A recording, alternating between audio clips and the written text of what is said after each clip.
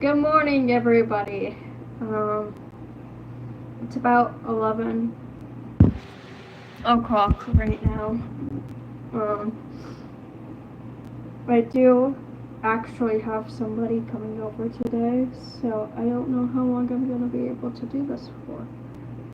So, yay, I guess. I mean, it's a good thing that they're coming over, because we need to get my costume done, because we have 5 days before I leave. What? That's crazy. 5 days? That's correct. On July 1st, I plan on doing packing. If I happen to go live that day, it means I'm done packing. But I'm not going to be doing a lot that day, so yeah. Guys, today's cutting day. Yay! So that's fun, because that means I'm almost done with everything. And I will be back because my cat keeps bothering me. What's up, Meow? Meow. I don't want to hit you. Do you need something? Is that why you keep coming up here?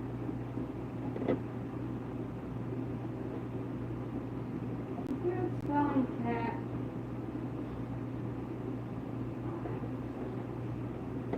You're just here to annoy me. Okay, cool.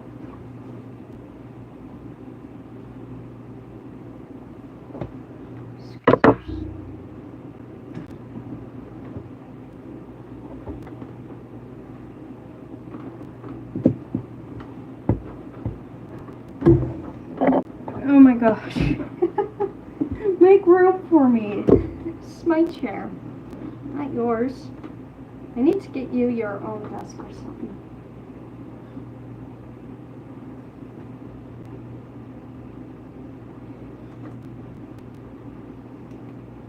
Oh.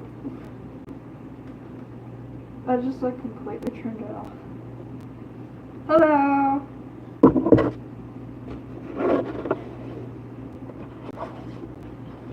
Did they turn off my phone, by the way? Probably.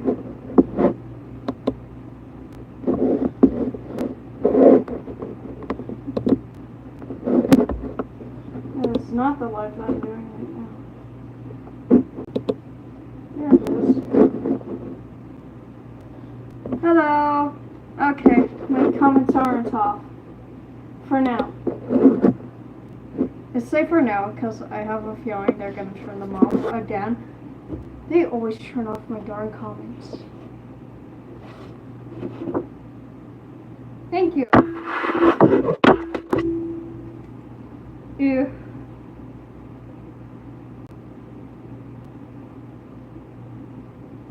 Ew. No, I can't, because Shrek happens to have a human-like body. I'm not very good at drawing humans at all.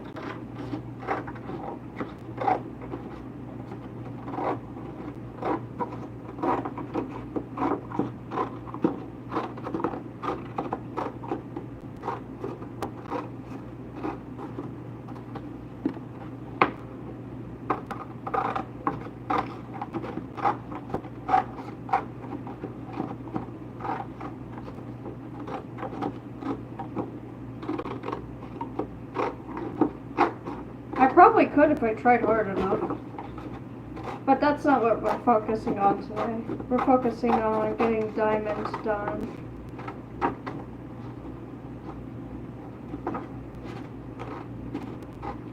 I don't plan on bringing her to the convention I'm going to, because it's not kids friendly. And the convention's kid friendly, so I don't want to tempt the children.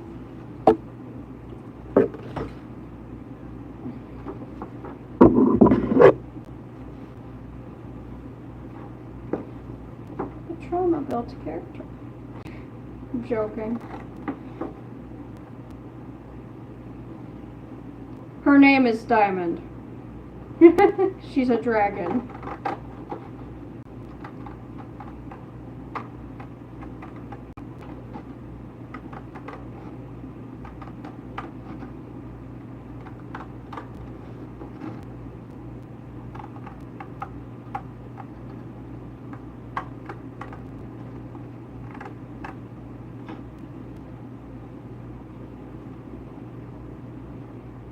Like, I swear I see, like, some...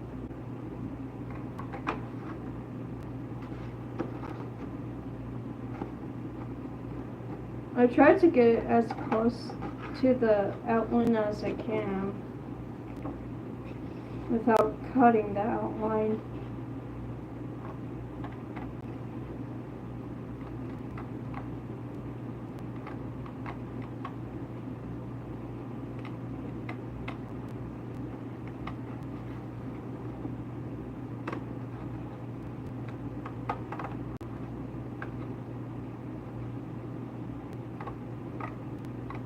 Why do I have a feeling I know who this is by?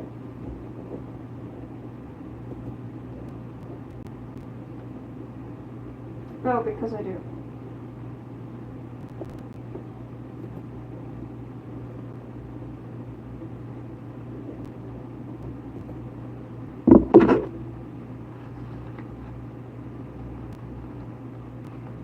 I do still plan on bringing my sketchbook with me to the convention I'm going to, so I can still draw and stuff, but I don't plan on, like, ever going live unless it's on my other profile.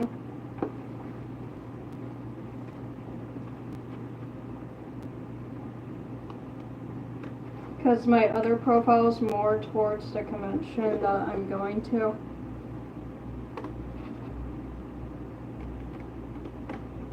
It's gonna be fun. It's my first convention ever, so I'm, like, slightly scared. I'm,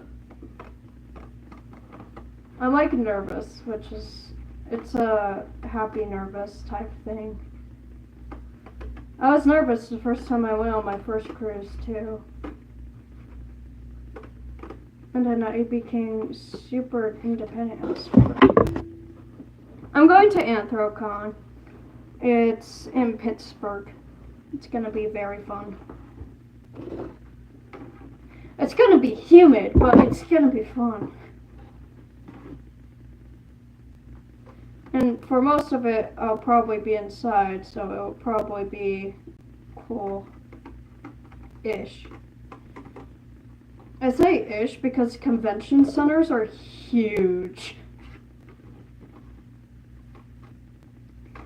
The reason why I know this is because my mom does, like, shows and stuff. Like, she helps get convention people ready for the conventions.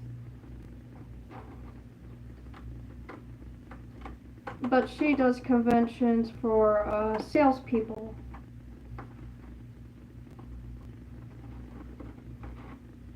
Okay, have fun.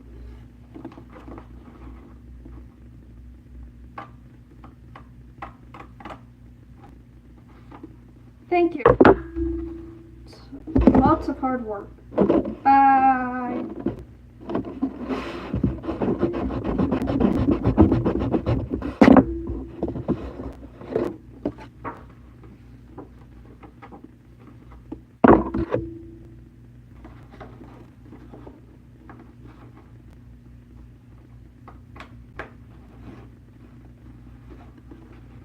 I need to vacuum my area.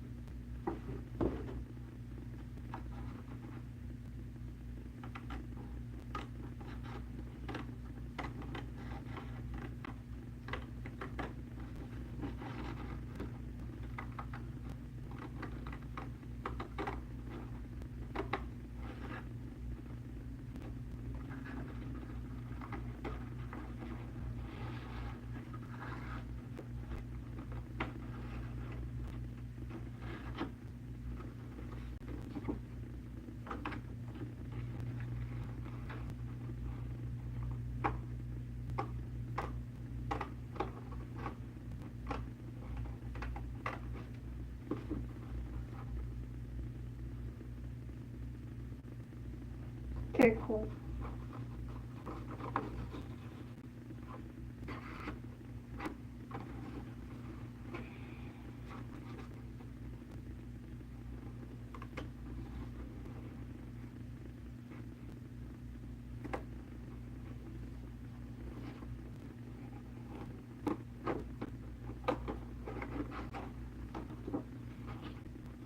Just so you guys know, I will be ending this live when my friend gets here.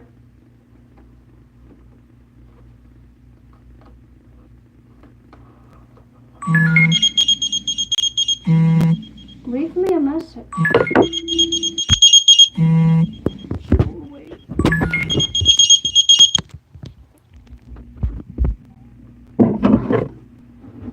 Please don't copyright me, YouTube.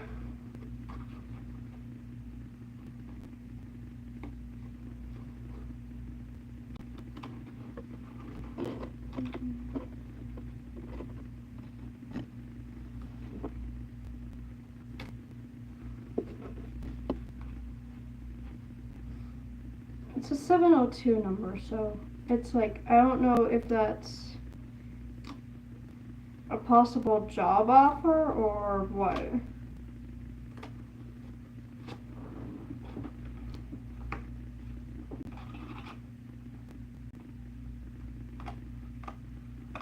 They can leave me a message.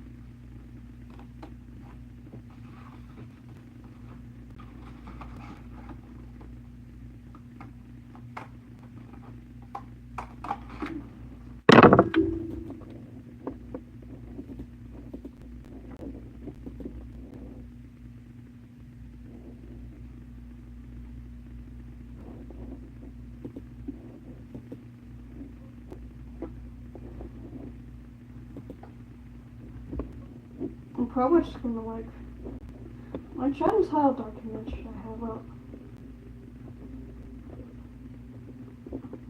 Ace.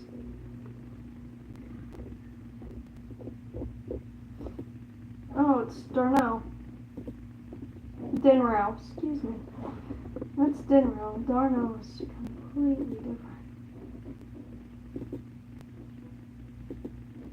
Yes. I want to make him my background, but I don't know if I can. Yes. He's so pretty.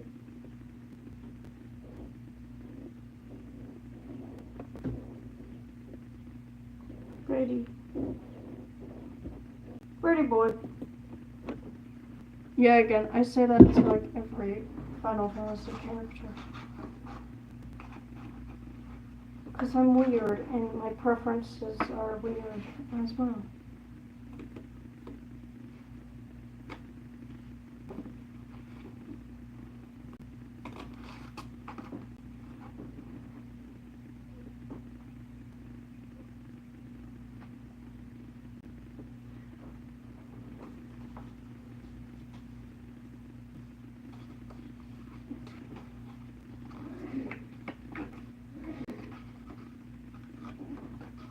Guns on tight!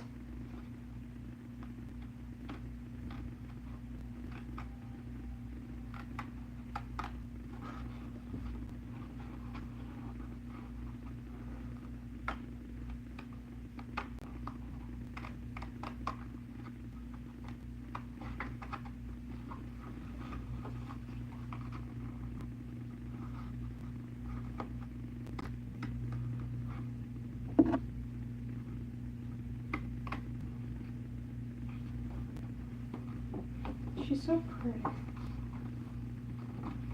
You need to stop looking at that.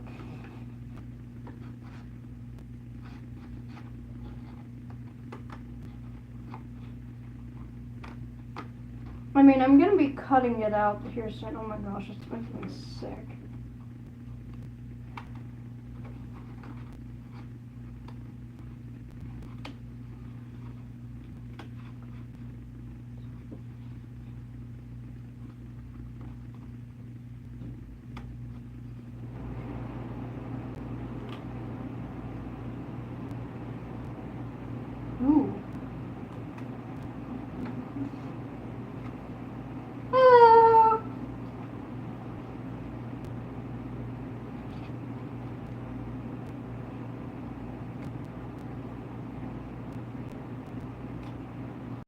One thing I definitely regret about this puppet, by the way, did I turn off my comments yet? I bet they did. Watch. I'm gonna go to my YouTube account on my computer and watch. It's gonna be disabled.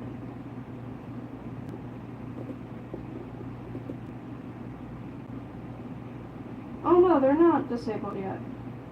That's amazing. Anyways, hi! One of the things that I definitely regret about this puppet is doing this puppet in the first place. Huh? Starlight posted something. Hold on.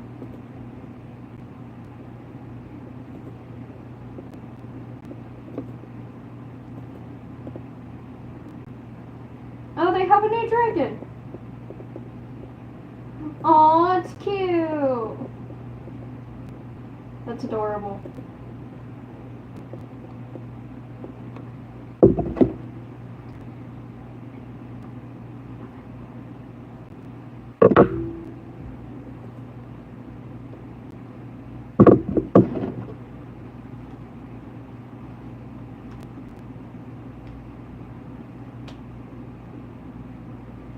Sorry, I like checking my notifications sometimes.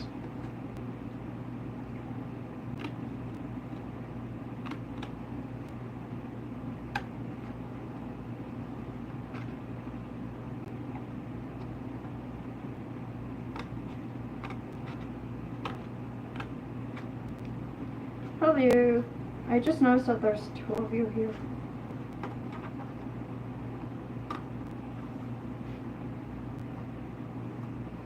If you're wondering, sometimes, yes, I'll just keep the darn paper going.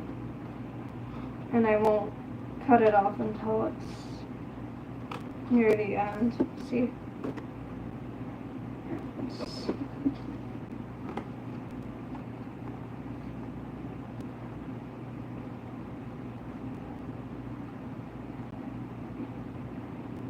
And sometimes I do use the extra paper from my puppets and other puppets, which is why I got a recycling only trash bin, so that way if I wanted to I could use them as scraps.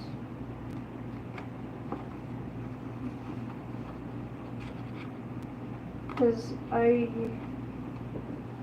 puppets use a lot of paper, people.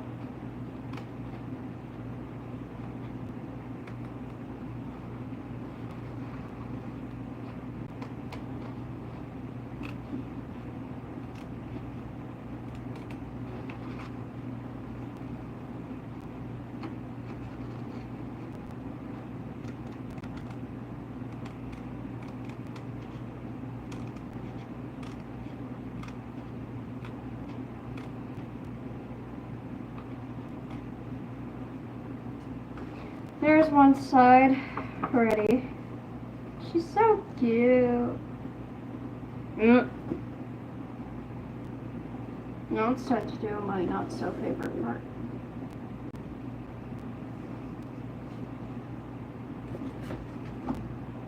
Let's do this part first. Come on. I have to take the tape off. Come on. It's like I used the weak tape on purpose on this, so that way.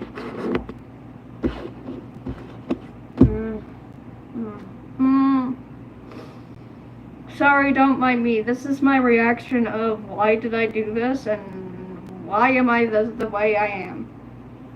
What is today? Today's Thursday, okay. Oh no. I'm sorry, you guys. That happens every now and then.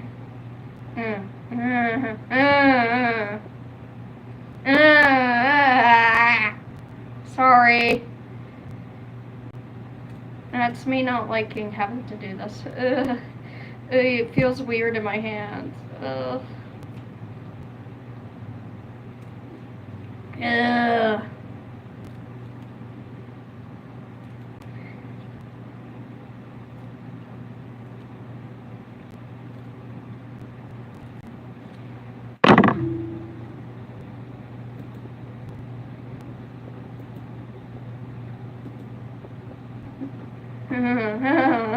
Stop.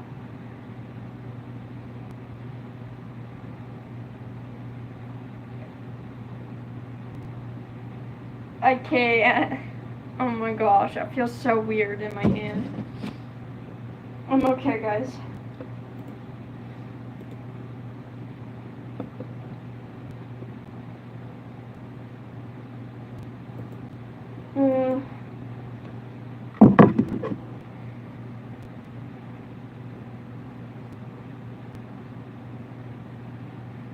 I'm suffering right now.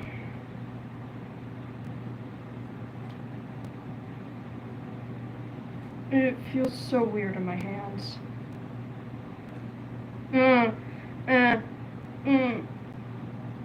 I'm sorry, this feels so weird. I know it's just paper, but just, I keep, like, wanting to throw it. And that's how bad it is right now. Is that I just want to yeet this out of the car window. Ew.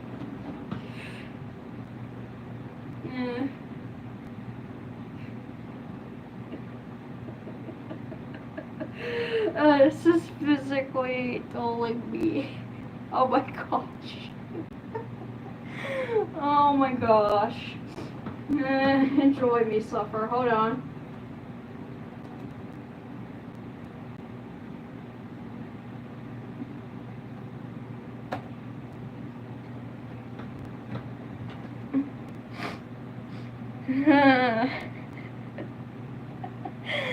It's so gross. I literally can't do this. Oh my gosh. Hold on, guys. I'm gonna be back. I'm gonna grab some water. I need to step away for a little bit.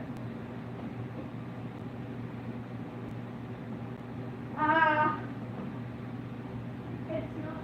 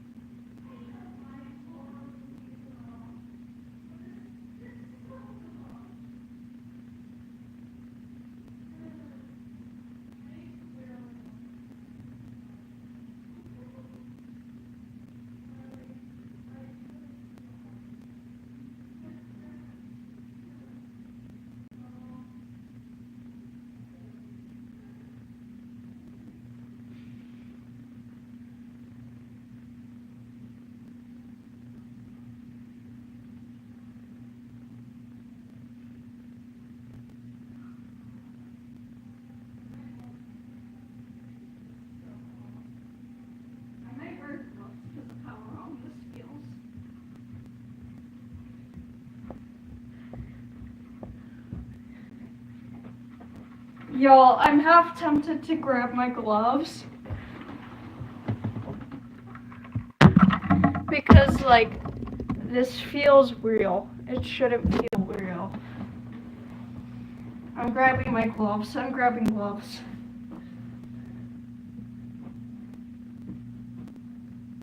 I don't care if it's paper, but it's literally pulling me at a physical level right now.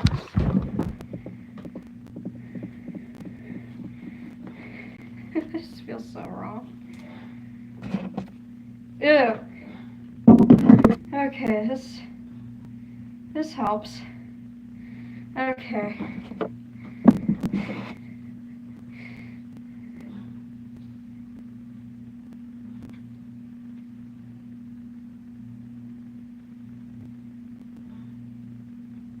It's like I have to be so careful.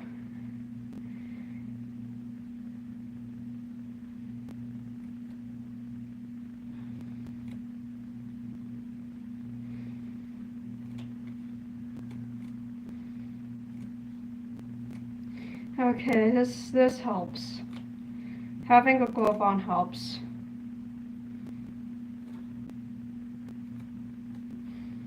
It shouldn't though, because it's not as if I'm touching the real thing. And yet I feel like I am when I don't have the glove on.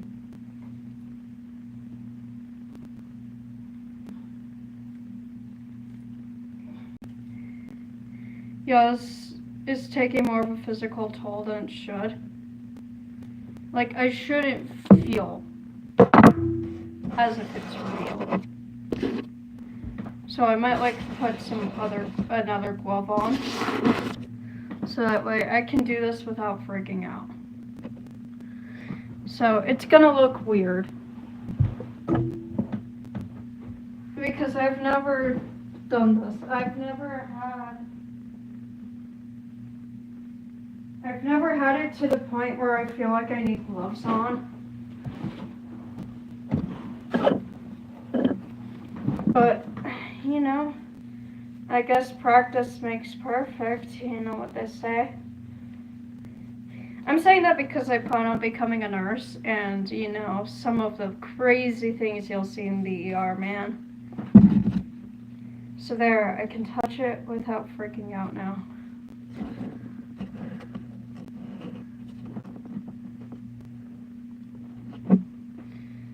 And now the craziest part is the fact that I feel like I need to do this.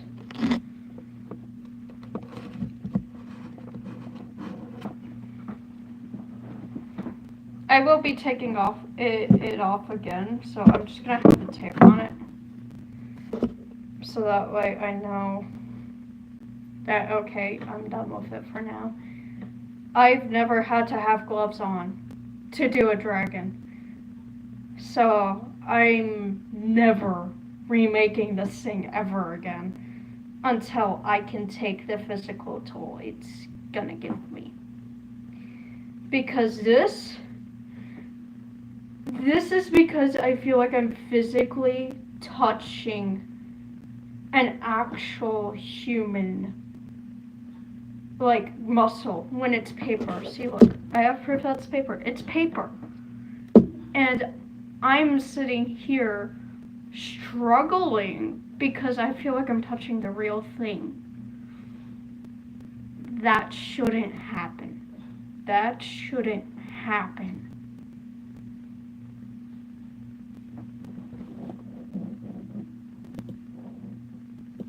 And yes, I do plan on bringing her to my therapy section tomorrow, so that way my therapist can actually see what goes on inside my head sometimes.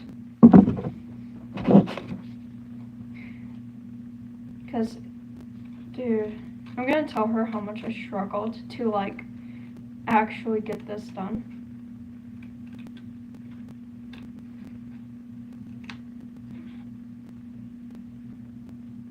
Like, bro. Oh, my YouTube's glitching. Unless it doesn't count me, then. Because I'm on my computer as well.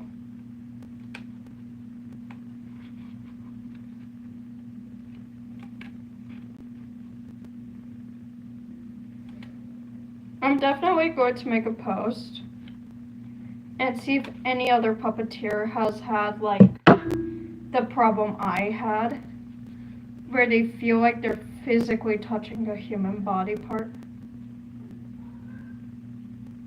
Paper. And yeah, if I take these off, it's gonna feel weird. I shouldn't need these. Yeah, again, it makes it a good practice for me to have on gloves. Because I'm gonna have to get used to the feeling of gloves on my hands. Because I do plan on being a nurse, so. I don't want to talk about medical because that's gonna scare people. Look at that. For all artistic reasons, this is beautiful.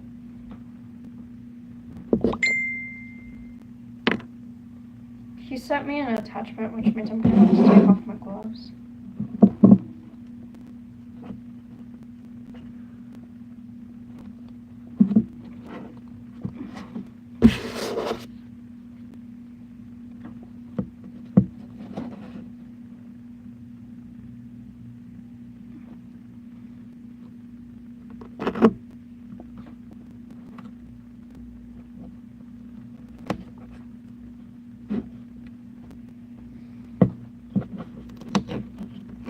See, this is what the whole thing's supposed to look like. It's disgusting.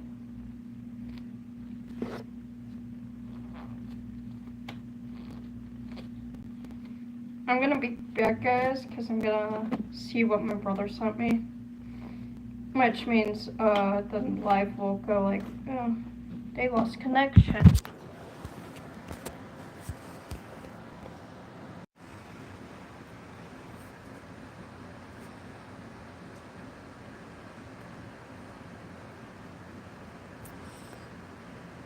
Hold on, guys. I'm gonna be back again because I need to get my alarm on.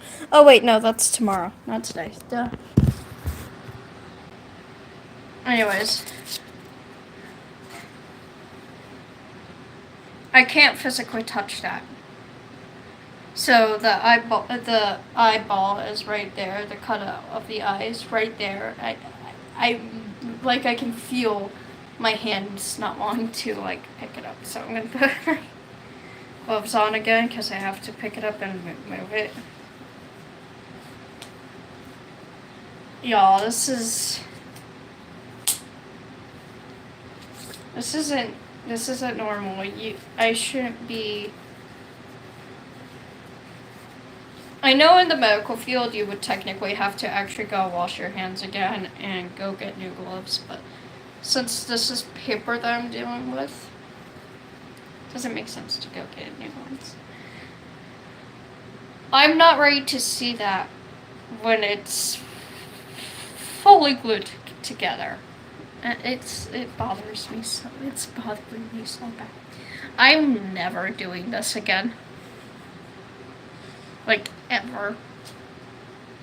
Unless I'm, like, just legitimately ready for it. Because this is not okay.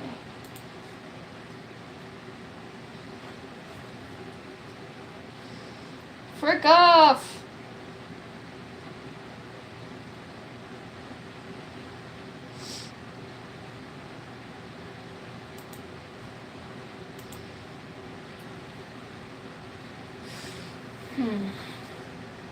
This is so wrong.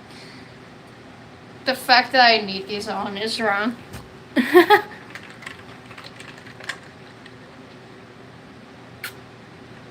Oh, I did not mix that in enough.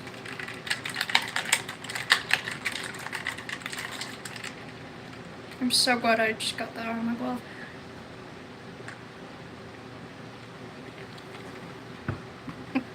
Every time. I never shake it up enough. I now understand why they wear gloves.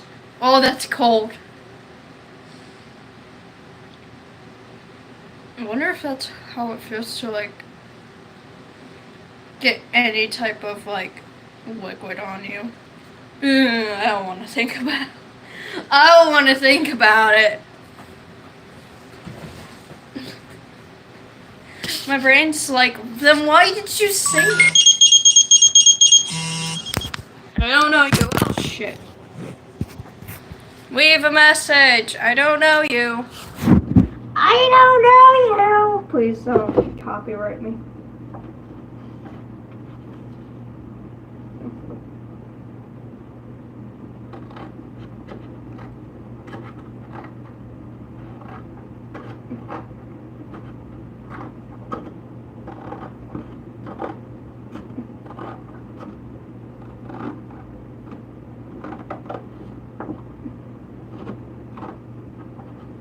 I will say it is harder to cut paper with gloves on.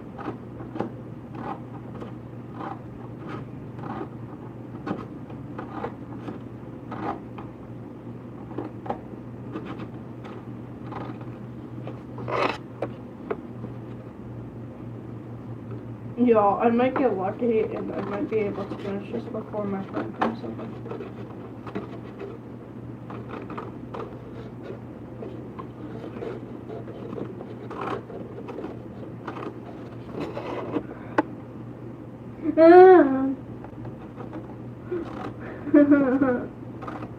I'm sorry, it just felt like randomly like really cold on my dragon. Paper can't feel cold, right? Right? I'm imagining things. Right? Y'all, am I okay?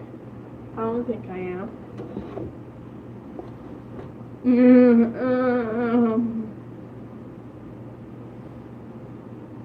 Ah!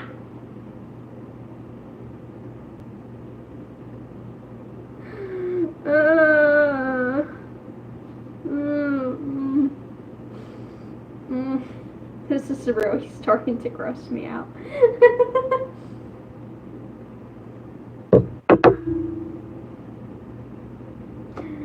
Oh my gosh.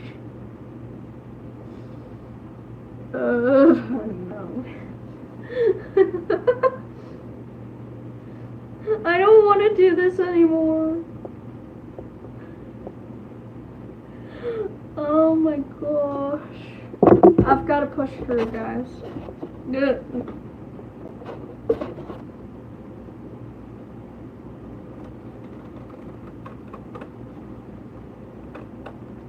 What is wrong with me? That's a very good question.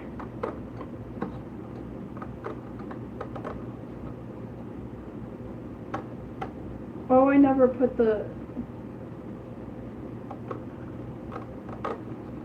Oh shit.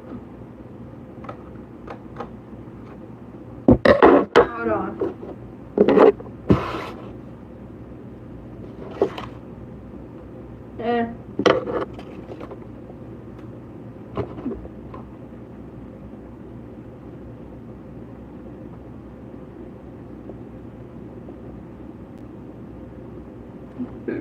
Yeah, I can see why you didn't do them now.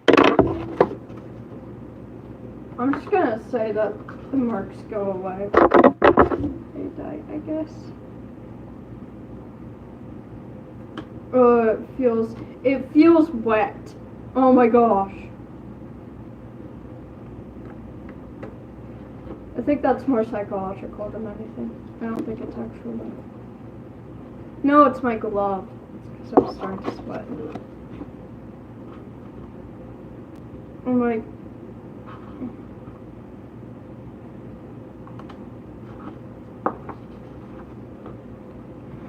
I really shouldn't be struggling with paper. I think this is more psychological than it is anything.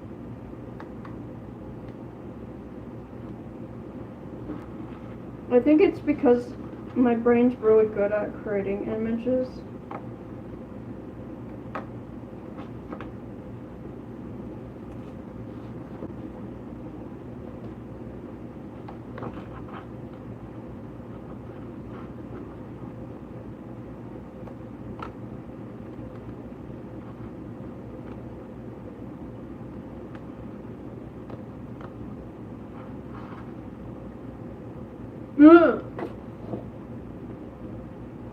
Stop that!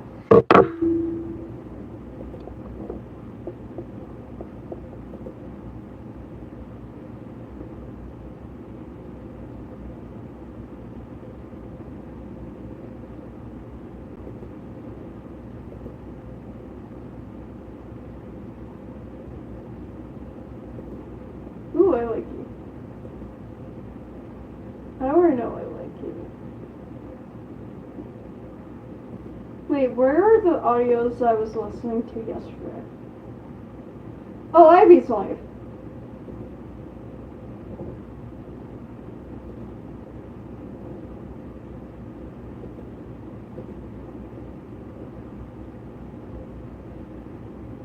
There we go.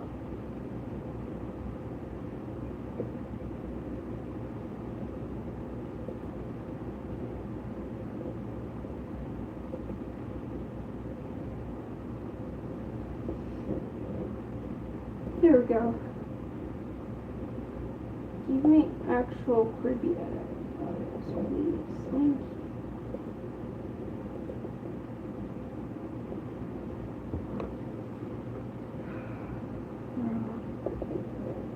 Seriously, that one person is me. Seriously, that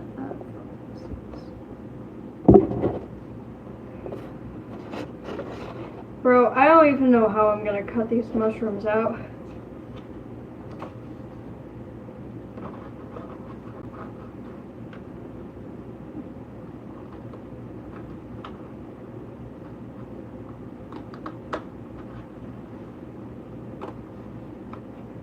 Just so you guys know, I have no idea when exactly my friend's coming. All they said was afternoon. Like, what you mean?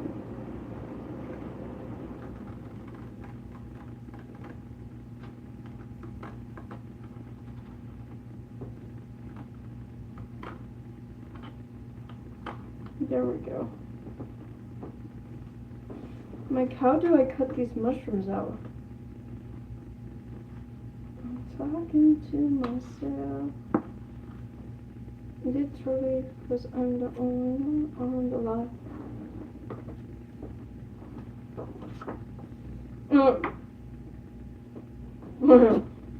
Stop. Oh my gosh.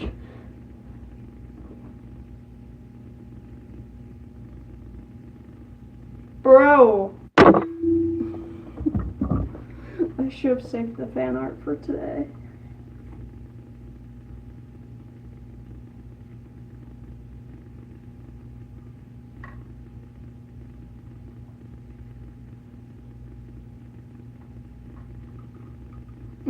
This is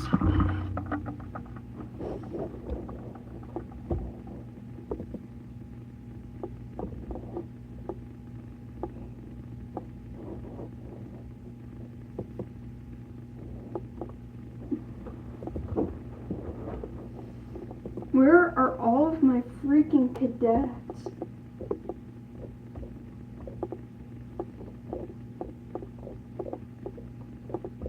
Yo! I need moral support. Like, badly.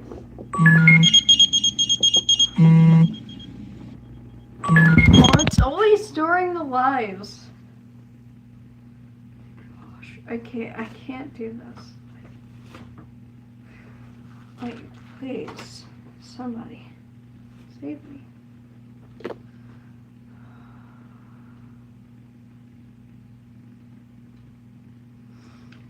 I'm literally struggling to cut this.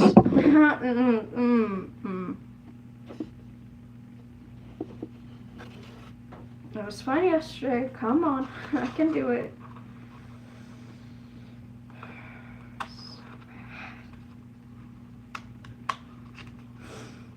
Oh my gosh.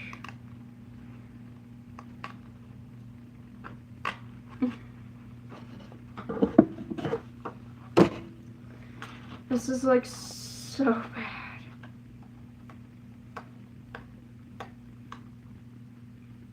It's so psychological too, because there's no way that this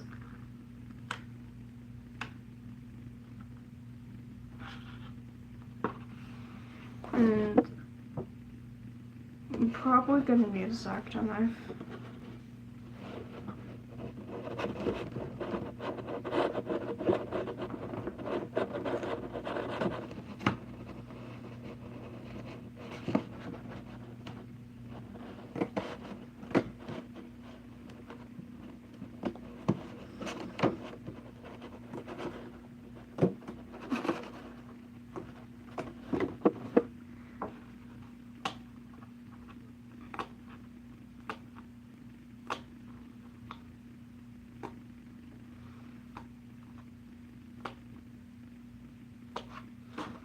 Just so you guys know, you guys shouldn't do what I do, like this, like poking a hole through your paper unless you're like very confident in your cutting skills.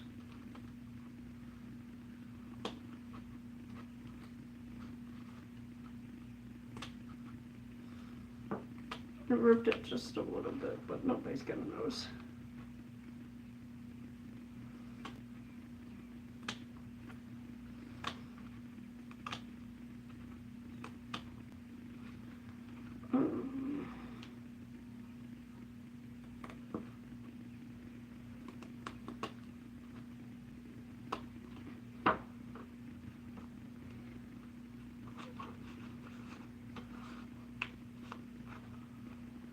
Go down.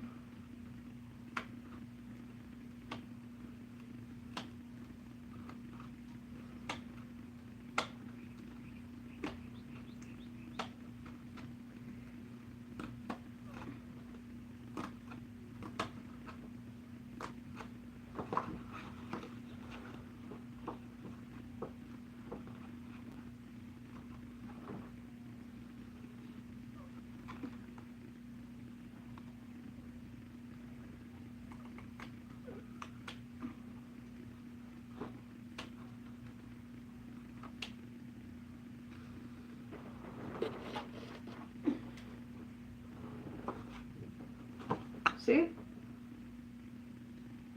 It works. Just don't do it unless you're confident that you can. Ugh. Oh my gosh. Oh. I need to put this in my box.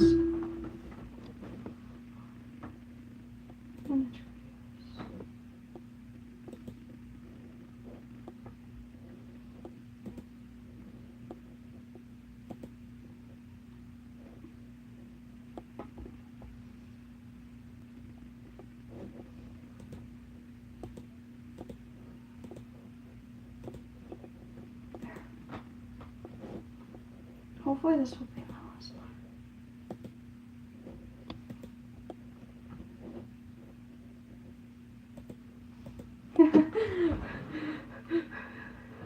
Please come to the live. I need more support.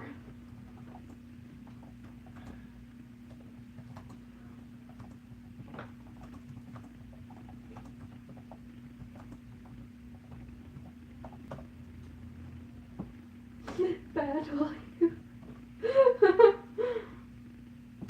How do you make an emoji again?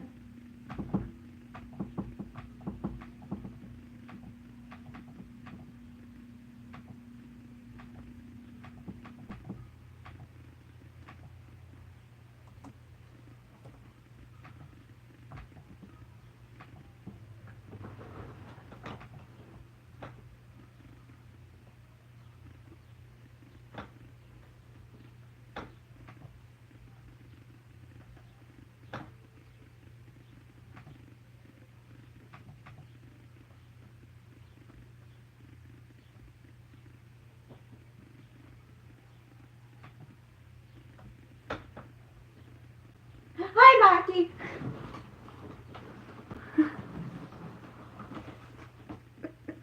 I literally just asked one of my subscribers to come in and like come onto the live because I need moral support so badly.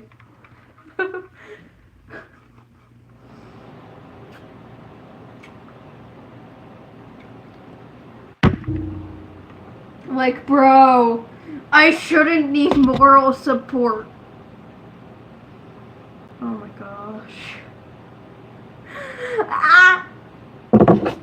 I'm going insane, guys. I feel like I'm going insane. It's like, bro. I'm like...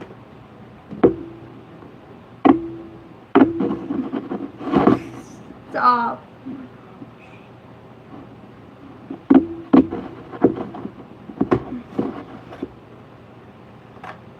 So psychological.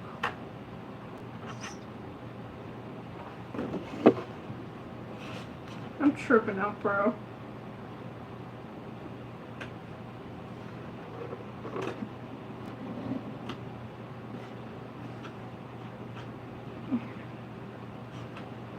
This is literally fucking with me.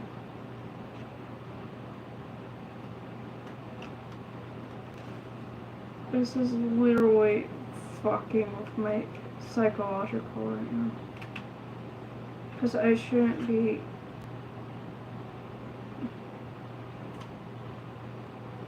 Oh my gosh. Small movements.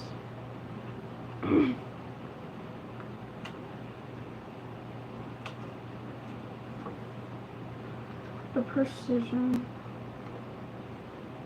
Ugh.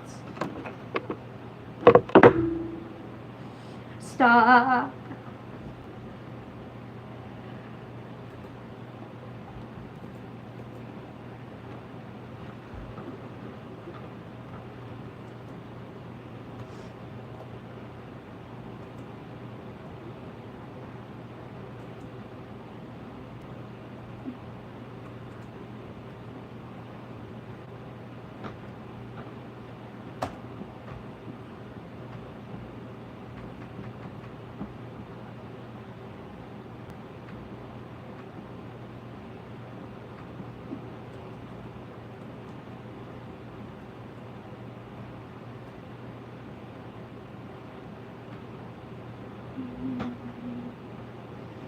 Bro.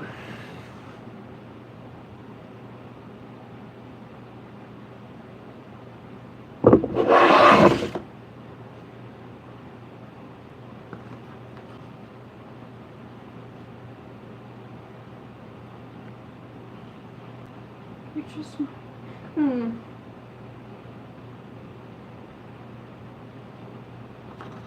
This isn't helping.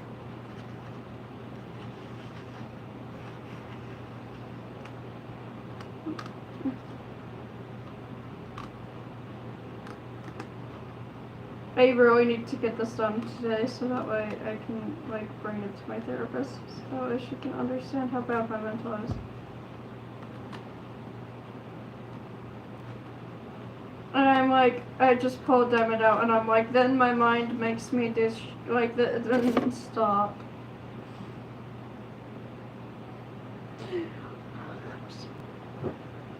Like, bro, my mind freaks me out. Because this is what I wanted it to look like. The second time I did it. This is... Oh my gosh. I'm dying. Inside.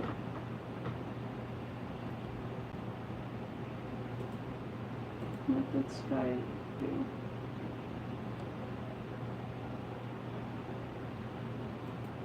What did Asta do?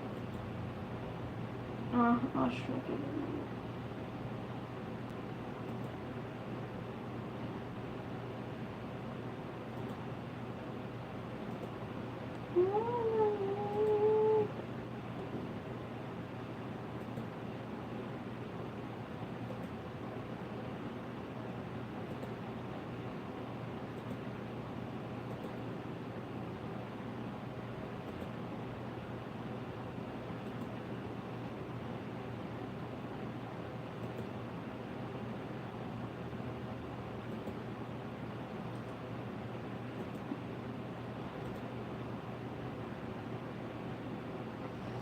Bro, I'm literally having problems, so this is my break. I'm just... This is my break. This is my break now.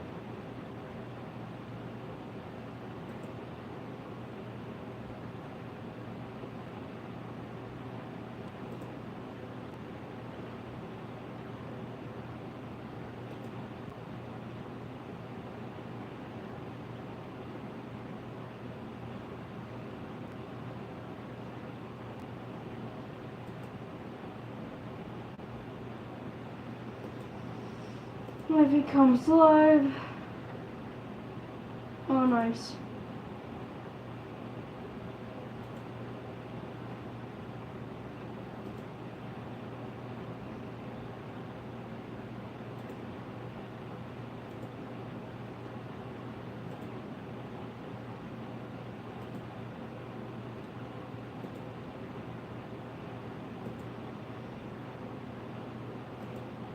Summon, what did you do? Oh, somebody bought your tracker. Nice. This is my break, y'all.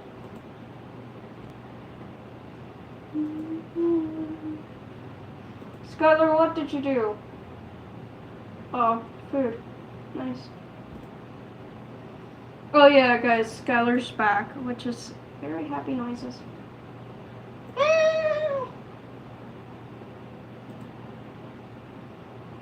You made chip. Which yay.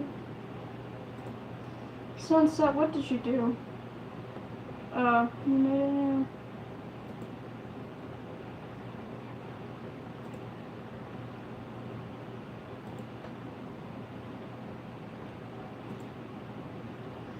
Yeah, I'm sorry, I literally need a break.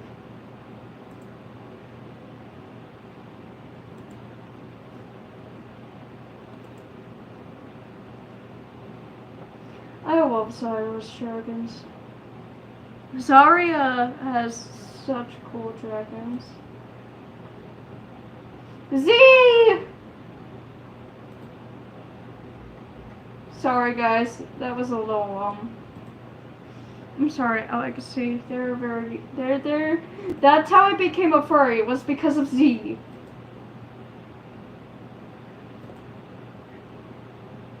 Worm, what did you do? You didn't do much, okay. Potato Dragon, what did you do? Oh, that's a cool ass dragon.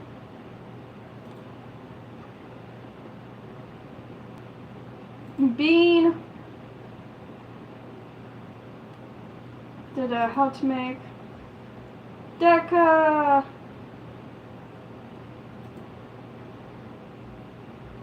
Mythic is making a new puppet. Yay! Again.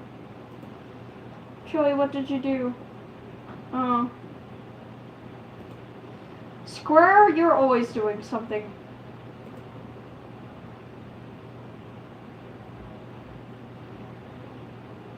Cool.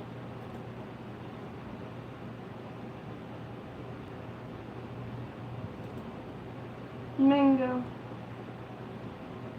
Oh yeah. Wait a minute. Wait a minute. You're the one that had Zoe's. I can finally credit you on Zoe's reference, finally. Oh, hello. Sorry I didn't notice you sooner.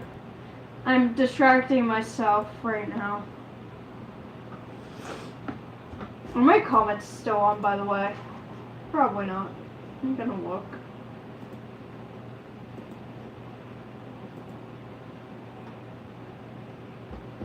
Oh. What do I do?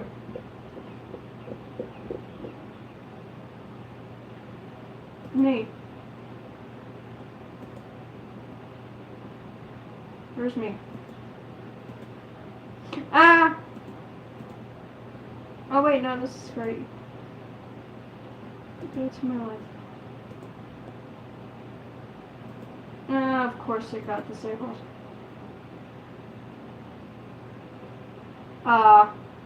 You're doing homework. That's fine. I just need moral support. I just need somebody here. Because I had to pull out gloves. I keep, like, tripping out like that. It's, oh my gosh.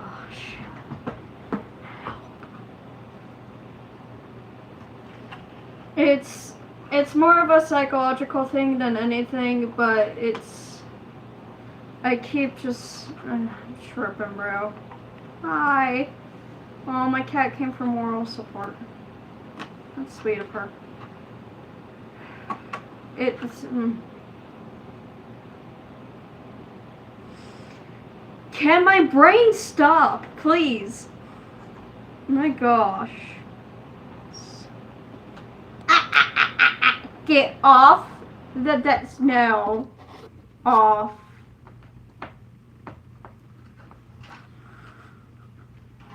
I'm like struggling right now so much, bro. I don't think I've had this problem with any other of my dragons. Like, Diamond at this point is a full-on just...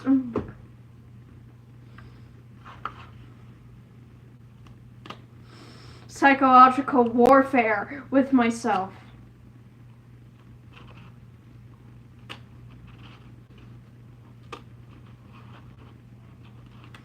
Don't touch the actual shrooms. Don't touch the shrooms, because if I touch the shrooms, it feels squishy and it feels real. I promise I'm not on anything. I'm literally, my mind's literally doing this by itself, and I hate it so much. I have to like be so careful doing these shrooms.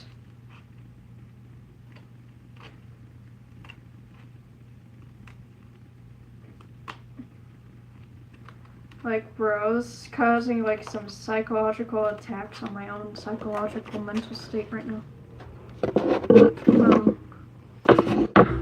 Bro. I'm struggling and buggily. Like, it's bad. Like, I can't even pick up... Hold on, let me show you. I literally can't pick it up without putting the gloves on. Hold on. Let me go get new gloves since I took these ones off. In a medical way, so now I can't put them back on. Hold on. Let me go get one more glove because I need my other hand. We have like so many gloves, so I can't touch it without having the glove on just because of that's how bad my psychological is right now because of this. This is what first made me go grab gloves. Is this one right here. It felt so real to me when I was cutting it out, and it's all paper. So it's all in my head, and I know that, but I can't stop my head from doing what it's doing, and I don't like it.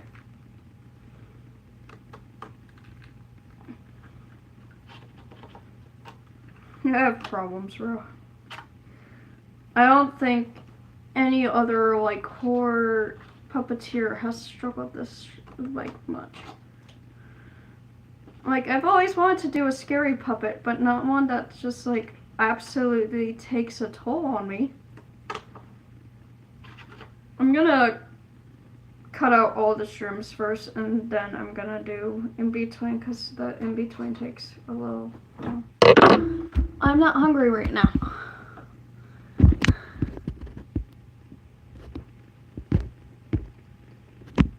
Did I respond to that, by the way?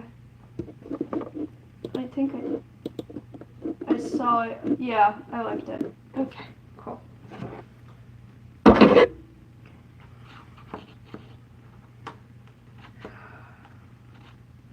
Like, I'm struggling to do this so badly right now. I had to, like, actually legitimately step away at one point. I think I'm gonna have to do that a lot. When I'm putting it together, I have a feeling I'm gonna have to step away even more. Why does it feel cold? Why? Hold on, I just got the dinged. Oh, I thought that was my friend. I'm like, is she here? Because my friend's coming. They said afternoon. I don't know what they mean by that. Because that could be 12, that could be after 12. That could be before 12, because some people consider the afternoon 11 for some reason. Which is why we have such thing as a club lunch. It's stupid. Like, it's physically tolling me. Literally. I'm like getting a headache.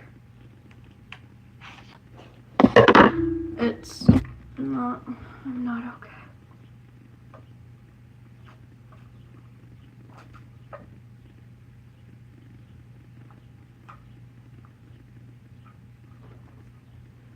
I'm surprised I haven't started feeling sick yet, but I might go get some headache medicine, but yeah, this is taking a lot on me right now.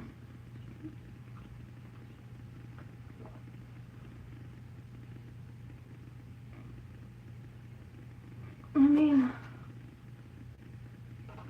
an artist's perspective, this is beautiful. But it shouldn't be psychologically tolling me.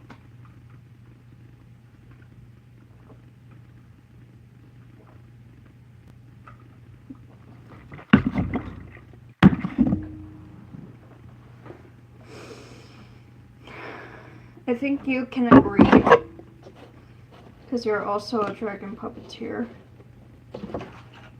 And it's like, I don't feel like any of our dragons should like mentally toll us. I told myself that I'm never remaking her again. Until I'm like ready for it. I've said that a lot this live. Just because I'm literally getting physically told by it.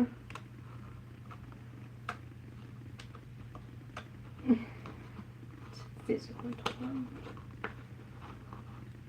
I don't think anybody has had that happen with their dragons before.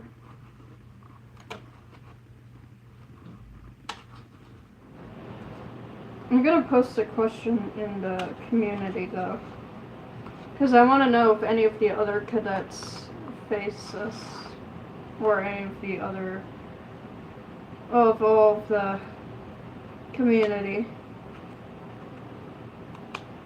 Cadets just rolls off the tongue way too easily, man. I wonder why though.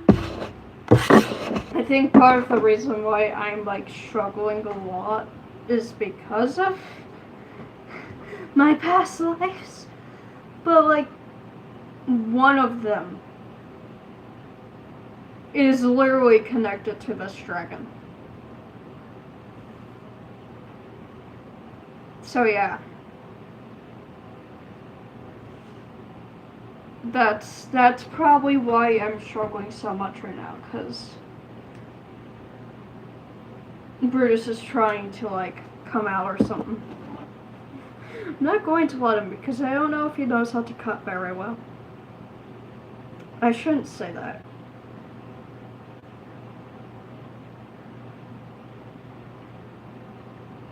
Considering that this is something he's done, I don't know if I'm allowed to say that or not. Why does it feel cold? Ugh. Ah! So, this shouldn't be, help.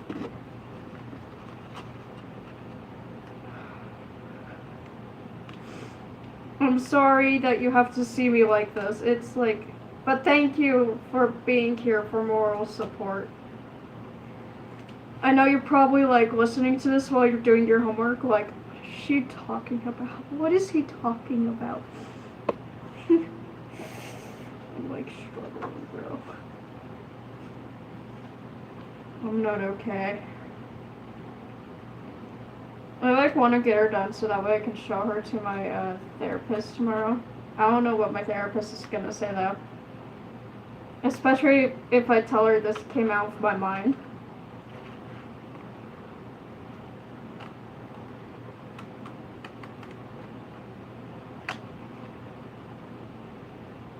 I can't wait to show my neighbor Karen this because she thinks I'm an old goofy child.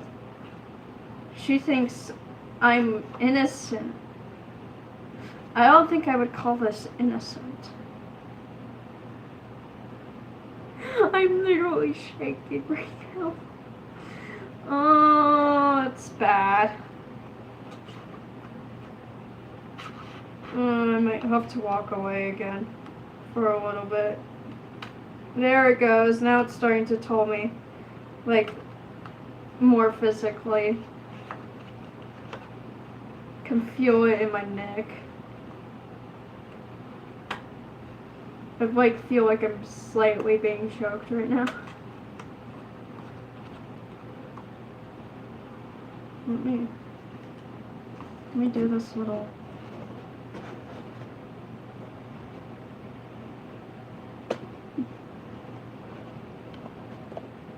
Have to be careful.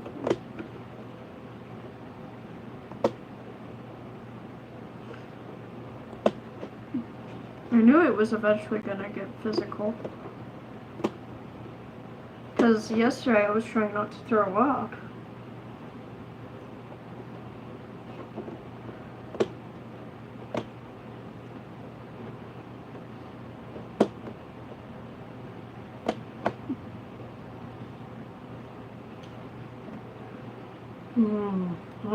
There it goes. I was like, now that I mentioned it, it's gonna try.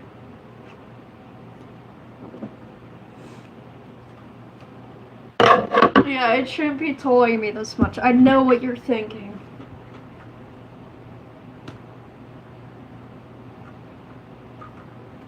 Let me try to find something to rant about real quick. So that way I'm not just focusing on this. So that way I can distract myself. I'm gonna rant about Final Fantasy. Again, because I love ranting about Final Fantasy. Which Final Fantasy? Final Fantasy 7? Sure. So Final Fantasy 7 is such a diverse topic just because it has so many games. So we've got the start of the timeline, which is Final Fantasy 7 Crisis Core. Then we've got Final Fantasy 7 Original. We've got Final Fantasy 7 Advent Children. And then Final Fantasy 7 Cerebus. I don't know when Reunion happens, because Reunion happens somewhere in between all of that. Because poor Cloud can't catch a break.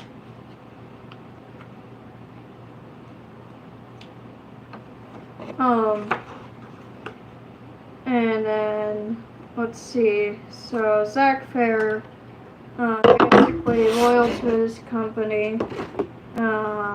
Let's start with Crisis Core. Yeah, Crisis Core. So that's the beginning of everything for Final Fantasy VII. Our main character is Zack Fair, and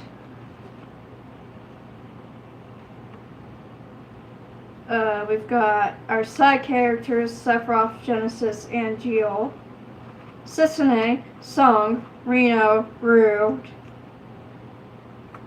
and President Shinra, Rufus.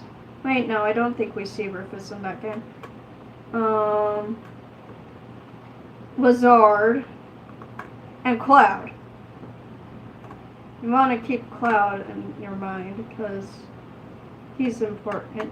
I'm joking, not you. I'm just ranting, so. You focus on your homework.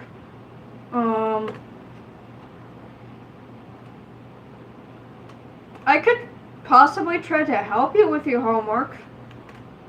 Oh wait, that would be technically really hard because this isn't a joinable live.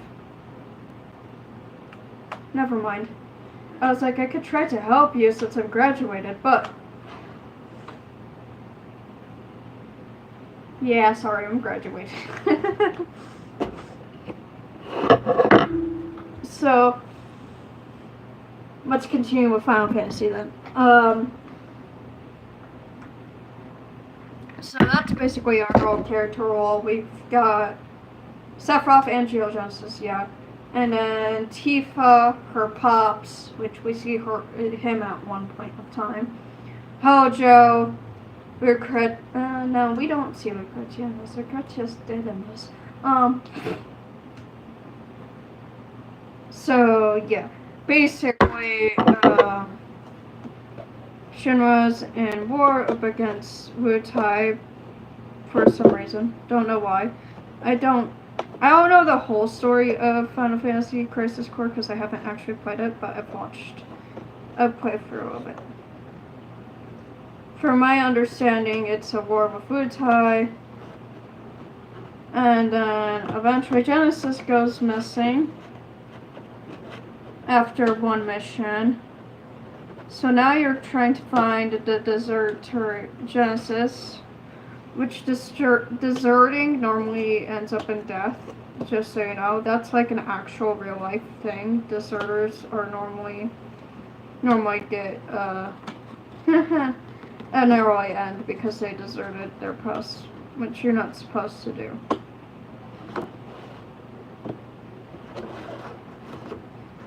And then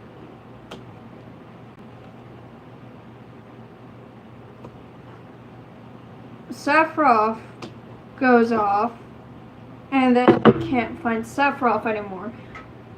Oh wait, no, Angio goes off, and then we can't find Angio anymore. So now we have MIA First Class Genesis and MIA First Class Angio. So now we only have Sephiroth and Zack. So Sephiroth, Zack, Cloud, Song, Reno, Rude, they all go to Gungaga, Genesis's and Angio's home. Actually, no, not Gungaga, Banora, because of the Banora Dumb Apple, right? They're called dumb apples because they don't know when to bloom or ripen. So basically, they're dumb. They just bloom whenever. And they're very, very good according to Genesis. Sounds like a certain apple. And he makes apple juice with, like Genesis made apple juice with them once upon a time. And then they find Angeal's house.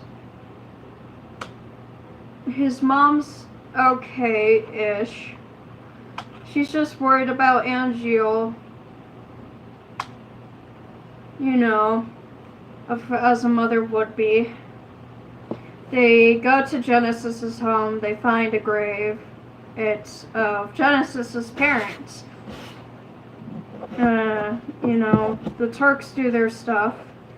Because the Turks are the Turks and they do grave shifts. Yes, that means literally a grave shift. Did I? Yeah. And then they find Genesis. They get chased out by Genesis. And then they find Angel with his mother lying on the floor. Don't worry, she's not really dead. Genesis and Angel fly off. Sephiroth's losing his mind over this because they're his two friends. Zack's like, no, Angel, come back! Because, you know, Angel was his mentor and stuff like that. And so they continue to try and find them. And as they're walking, you know, Cloud keeps up pretty well with, Zack. So he's like, you walk pretty fast. At least you know how to keep up. And he's like, yeah, I'm a backwater boy too. And Zack's like, where from? And he's like, Nibelheim. Where are you from? And he's like, me? Gungaga. And, you know, Cloud starts to laugh and they become friends over being backwater boys. And then they go off, and eventually Sung gets there. Mind you, Zack's doing the squats. I thought I just saw you go into my room, cat. Ugh, me even seeing things, it's normal. And so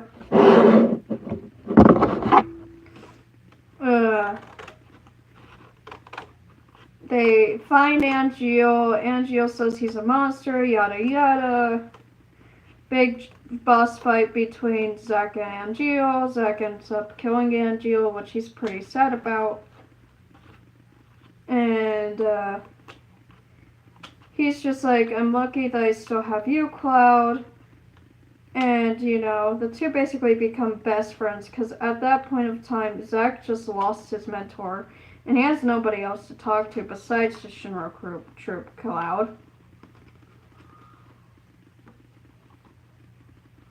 And so, they keep looking for Sephiroth. Eventually, they get a mission to Nibelheim, which happens to be Cloud's hometown.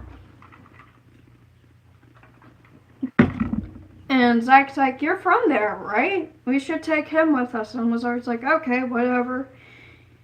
Zack, Sephiroth, Cloud, you guys go. I'll stay here at the office. And they get there.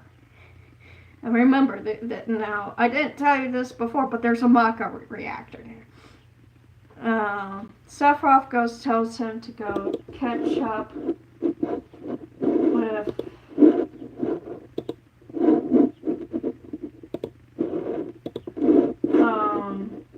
you know, parents and stuff.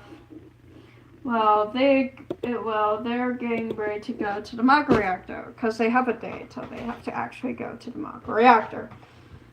And then Tifa comes by saying that she'll be their tour guide. Cloud's pretty worried about her being the tour guide because, well, they're childhood best friends, and Tifa has pretty big eyes.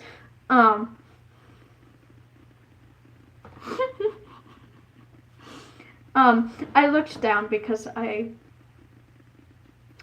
Tifa's a female, so help you get the point a little bit. And Tifa helps them they go through the Shinra Manor. They hear snoring, but they're not really suspicious of it. That snoring will be good for later, don't worry. It's part of FF7's story, which we're getting to here soon. And then the next day, they go see the Maka reactor. Sephiroth tells Cloud to keep Tifa outside because she's not allowed on Shinra property because she's not a Shinra troop or a soldier. And he tells Zack to come with him. And Sephiroth starts seeing all of these monsters labeled with in the store named Genova. And he was told when he was a kid that Genova's his mother. She's not, spoiler alert. And, you know, and then Genesis appears out of nowhere. Zack thought he killed him. Yeah, I skipped that part, by the way. And Zack's like, how the f are you alive? And Genesis just starts yada, yada, yada, yada about this, about that. You know, slowly but surely making Sephiroth go crazy. Sephiroth goes crazy.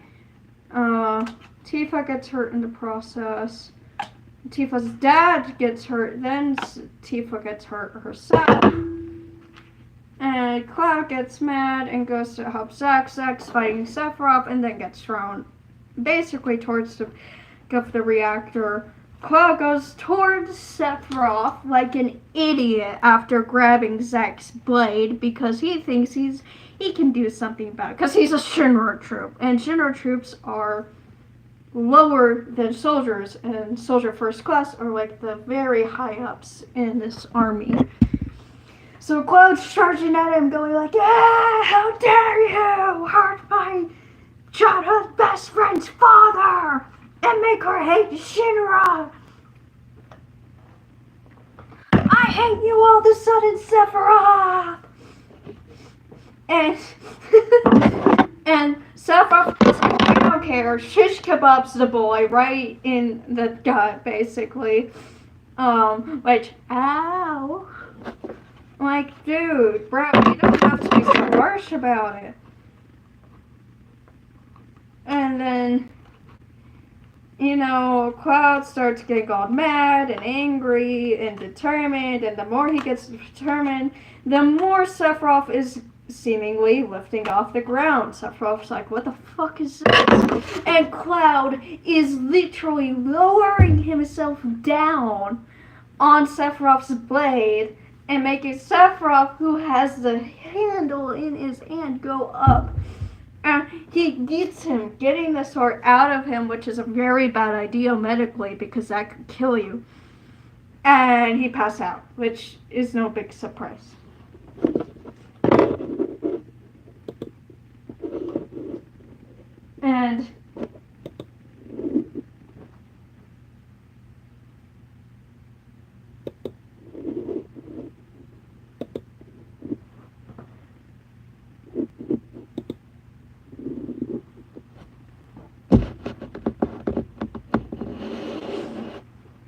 And he's like, he passes out, Song gets there, Hojo gets there, and Hojo's like, these guys would be perfect for an experiment because, they took down my son. Now, he doesn't say that, but he basically hints towards it, but I'm just gonna tell you guys now so that way you don't get confused when it comes to Dirge. And he tells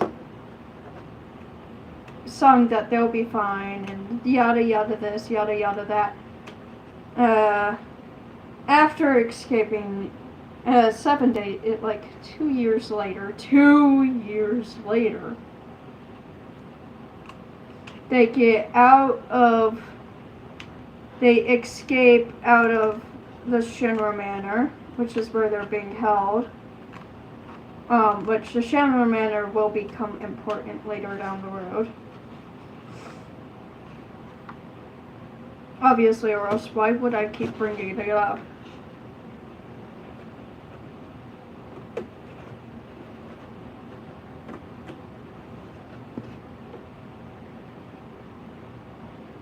And so now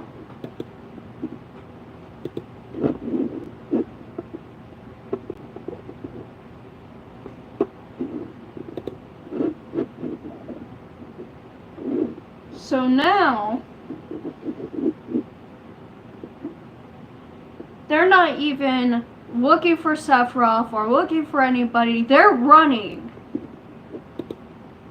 Zack takes Cloud into the hotel that they used to stay in. He changes his clothes into his old uniform and says, that's less down than mine is. I will be fine in Mako, but you look pretty bad and drenched in Mako.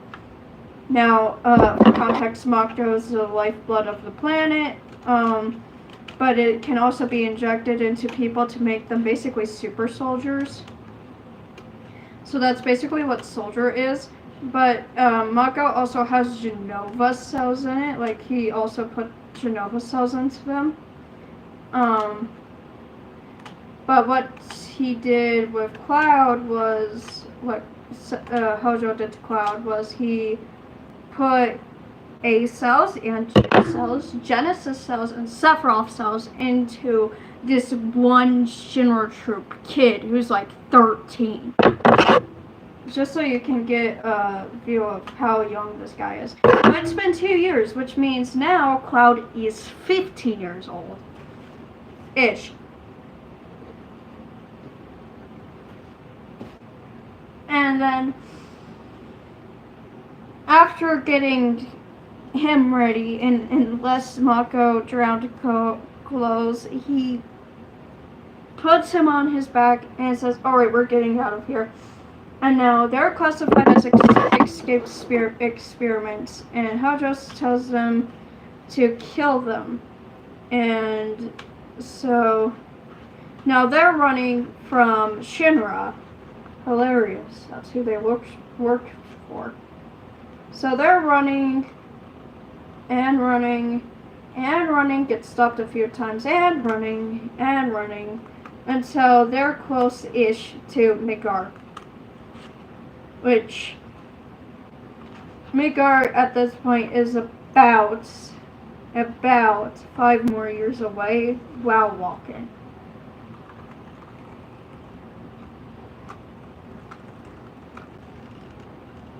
And Zach turns around to realize, oh crap, I'm surrounded. He sees a bunch of Shimmer troops with their guns ready and with a bunch of helicopters surrounding him. And yeah, you probably can guess how this goes. He doesn't survive.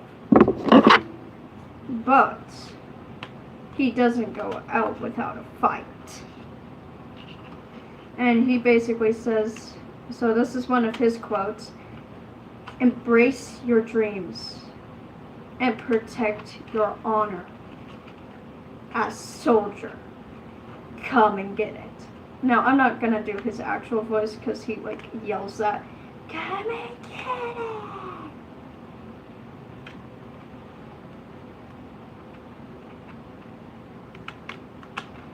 And he basically rushes towards the fray, protecting Cloud. And surprisingly, they only take one of the kills.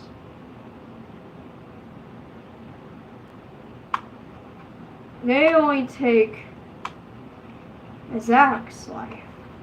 And they keep Cloud alive. Because they probably assume that Cloud's dead from the mugging. Could you stop?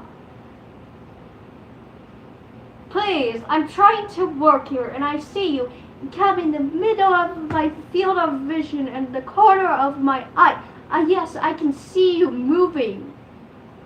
Yes, we can see you. Now stop it. Sorry, don't mind me. I'm talking to Bob. I don't know his actual name. I should call him Bob. And no, I wasn't saying my cat. Bob's a much bigger shadow. I know the difference between Bob and Alyssa.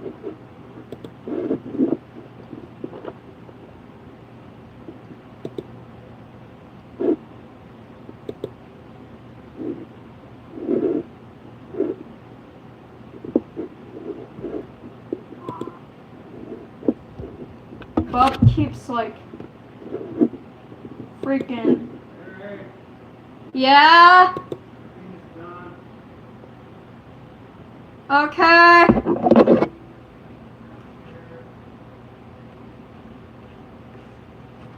Give me a second. I'll come down in a second or two. I promise I won't forget to move it. Sorry, my laundry's done. Which means I'm gonna disappear in a few.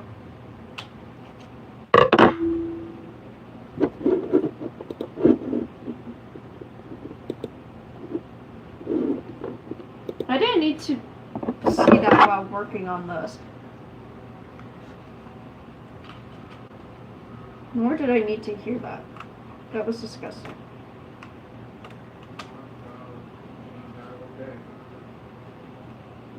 Huh? It's not gonna take that long. Dude. I was just cutting up my last mushroom. Not the last mushroom. Oh shit. I guess I'm gonna need a new glove after this. Which is fine. Ow. Fuck. I'll be back, guys. I'm gonna go move my laundry. Because my brother's so dreadfully impatient.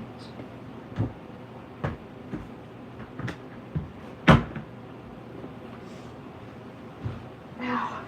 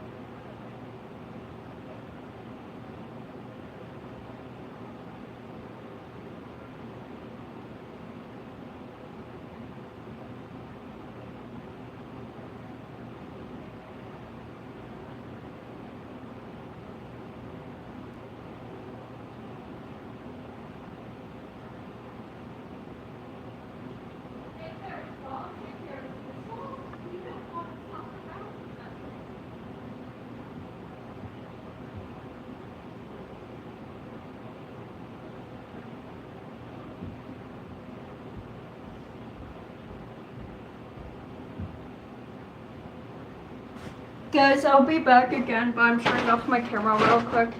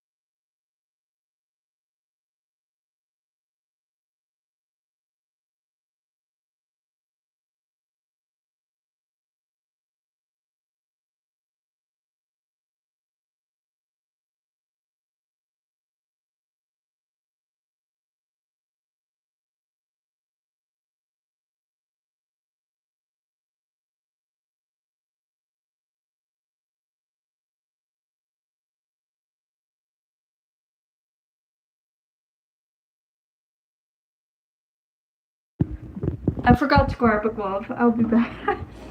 Oh, I completely forgot to grab a glove.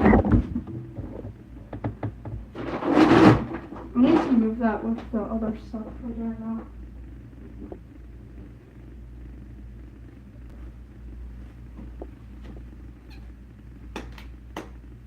Glove. For my sanity.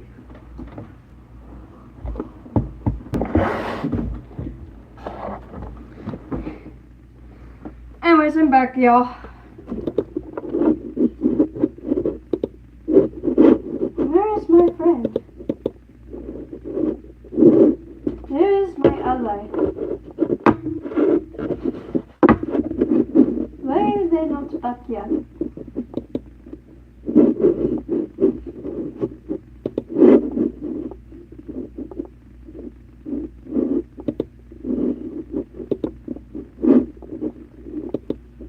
No.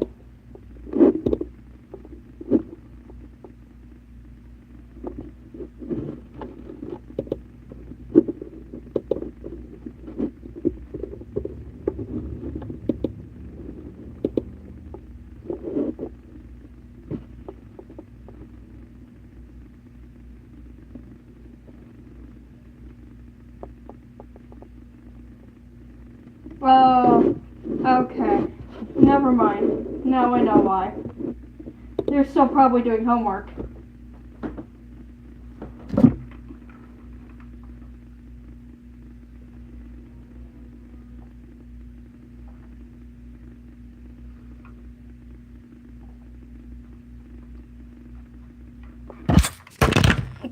Fucking hell. Anyways, back to Final Fantasy VII. So, about 5 years later, basically after 7 years, we get an opening scene, like always, from Final Fantasy VII. It looks awfully similar to Zack's opening scene. And it cuts to this blonde bitch on top. That's Cloud. We are introduced to our new characters, Barrett, Biggs, Wedge, and Jessie, for now.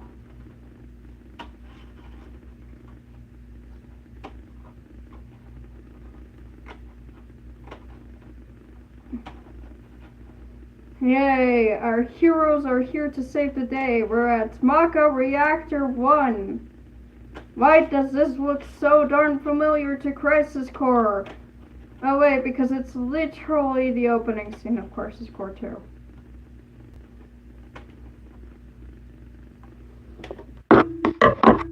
Anyways, Cloud's now a mercenary, or as they say for short, Mark. Barry is a nice guy. He calls Cloud down here. They go to the reactor. They kill some Shinra troops along the way. Barrett's like, are you sure you know how to get to the middle of the Mako reactor? Cloud's like, yeah, I think. And has a Mako poisoning reaction too. Barrett's yelling at him because Mako poisoning is not fun to deal with.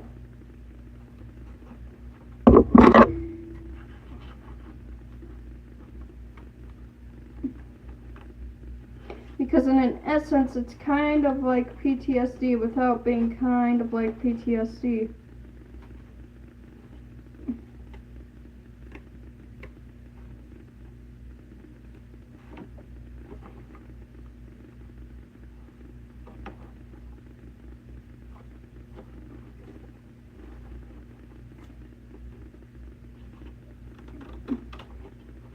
And so they go throughout the Mako reactor. Cloud has another PTSD attack basically after putting the bomb down.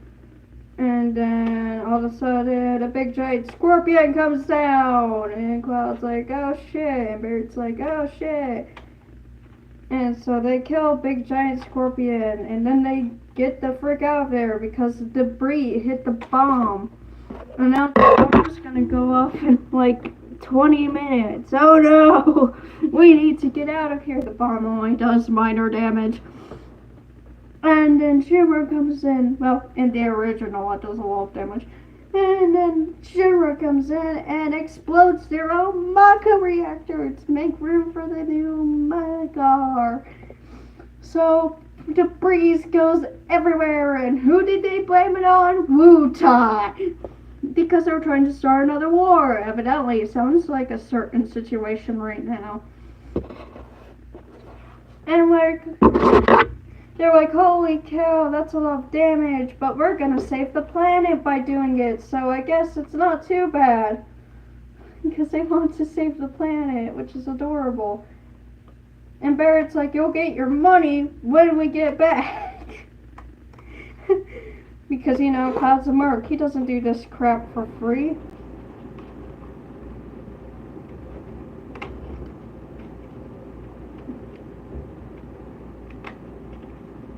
They go,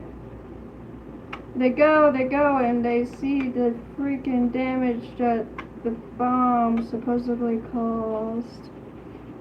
And Jesse's like, I think it had a reaction with the Mako. And Cloud's like, don't worry about it, bitch. And she stops worrying about it because Cloud said so. Because she has a crush on him, because he's kinda hot.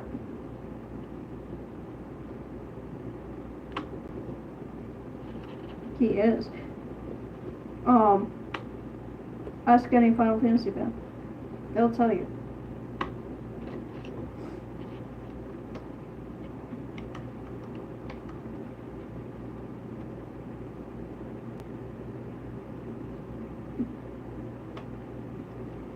They get back to Sector 7 Slums, which is where their base is. Where Avalanche's base is. Well, at least this Avalanche. And they're not working with Wutai at all. No, seriously, they're not. Just leave them alone.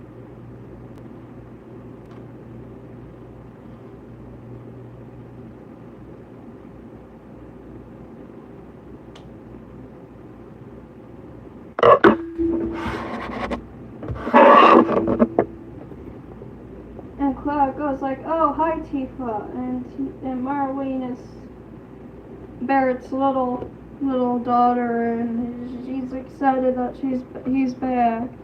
And Tifa's like, Barrett, you're back. And then sees Cloud and goes like, oh my gosh, how long has it been? Like 7 years? And Cloud's like, no, 5. She's like, I'm pretty sure it was longer than that. And then she's like, why is there a flower on your shirt? Oh, because some random flower girl gave me this. I promise that flower girl's important.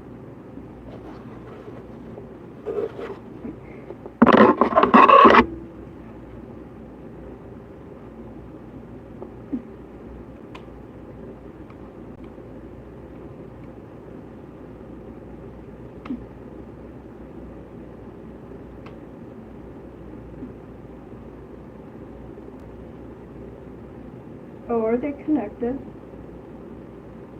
Yeah, it looks like they are.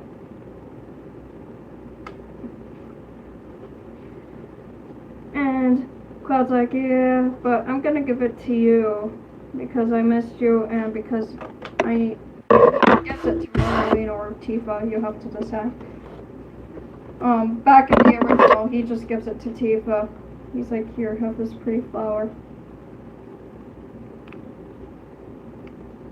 And she's like, oh, thank you.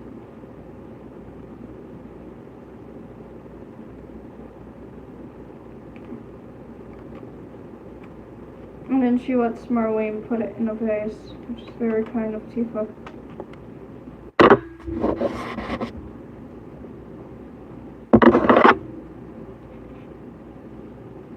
There's no way I'm going to be able to do this.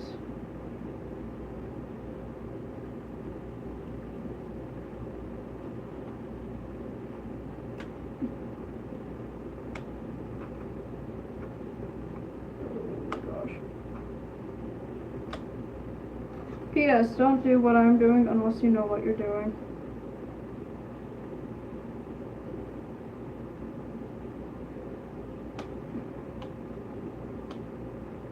Which I do, but I don't, so.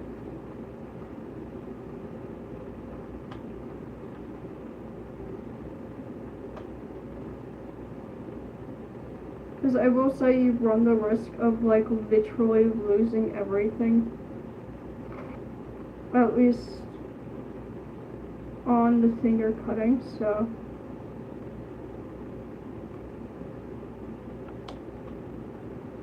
And the risk of ripping it, so you gotta be careful.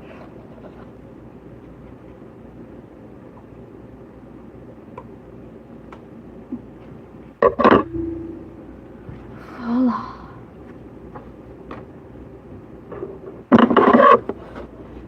It was probably like one of the scariest parts.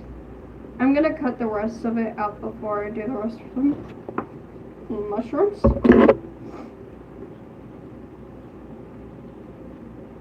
And Cloud's like, yeah, I was a soldier and all of that.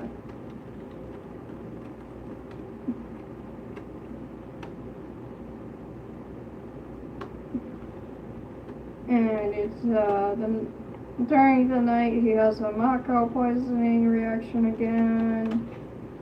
And he thinks Sephiroth's right there. But he's not. So it's basically Sephiroth, all of Sephiroth.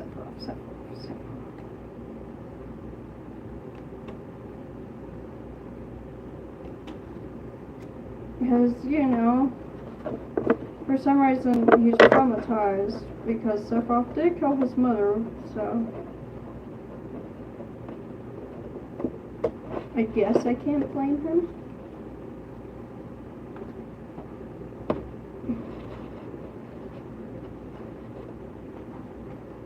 And, you know, he wakes up the next day perfectly fine, yada yada.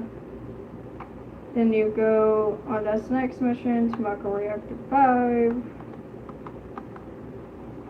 Kind of do the same thing, but Shinra sets a trap for you, and you're like, shit. And then you basically fight this airbuster thing.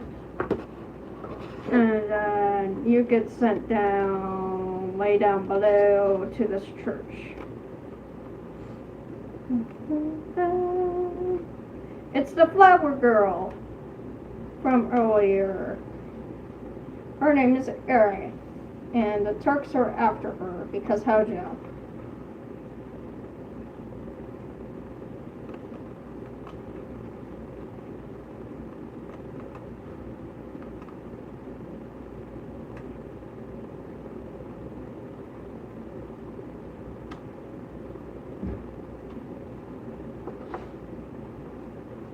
And so you protect Aerith, yada yada, become her temporary bodyguard for a little bit. Get her home, try to escape in the middle of the night to Sector 7 Slums because her mom does not want you there. Because the last time she was with a soldier was Zack, and Zack ended up dead, and yeah.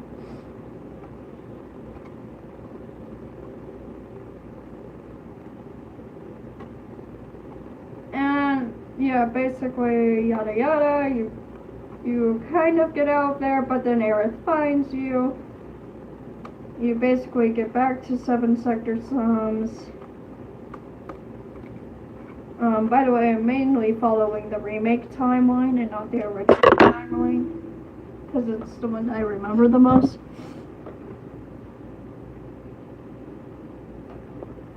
He's like, I need this favor so we can go get this bomb for our next mission, but don't worry, it's gonna be a less powerful blasting agent than the last one.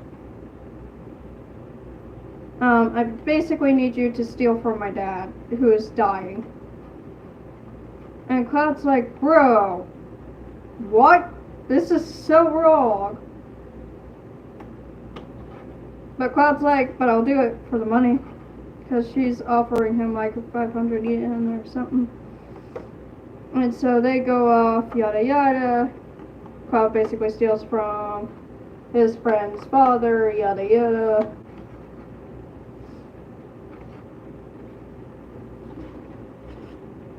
They get the blasting agent, yada yada. Sorry, I'm running out of like energy to rant about this.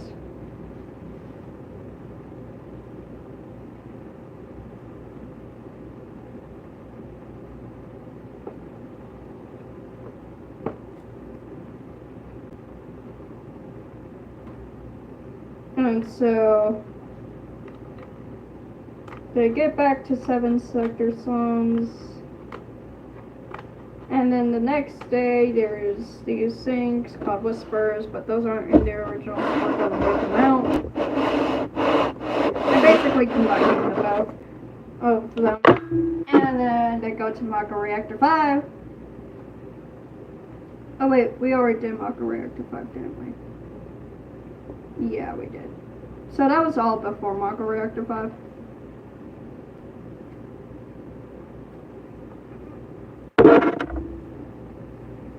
And then you get back to Sector 7, and Tifa's being hurled off by this guy.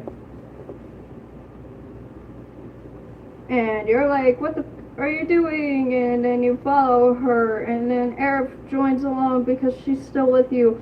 And now you're into Sector 6 Slums, aka Wall Market. Basically, the red light district.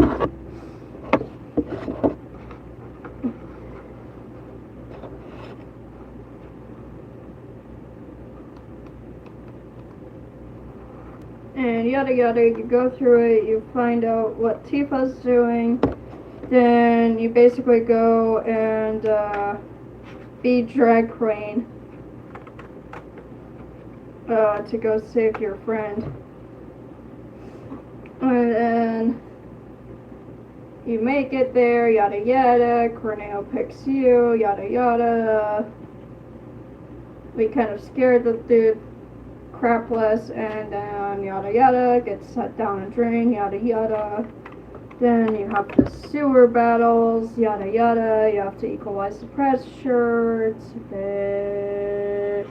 Then eventually you get to the train graveyard and you hear this. Oh yeah, we're totally blowing that plate tonight because that's for avalanches. And you're like, oh no, Barry and Marlene are in trouble, and Biggs and Wedge and Jesse. So now you're like trying to get there, and then you go up the sections, yada yada. Aerith gets kidnapped by the Turks and gets slapped by Song because Song's having to play along. Poor Aerith. And so then you go and you're now trying to save Aerith. And eventually you do, after getting there, and then you meet this talking cat dog thing named Red 13. Oh, excuse me, that's Nanaki. And then you guys all go up and end up in the Golden Saucer. Bum, bum, bum, dum, bum, bum, dum, dum, dum, dum, dum. Please don't copyright me, YouTube.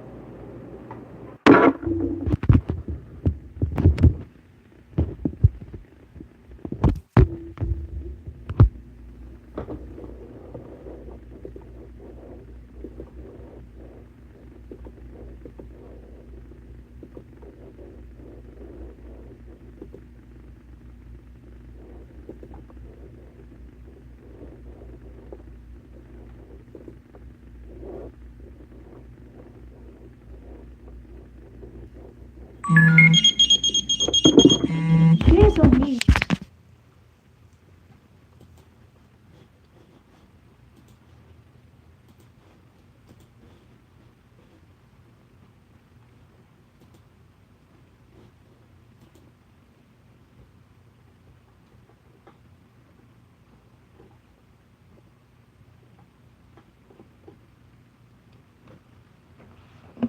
And so you basically get the whole Barrett tragic backstory.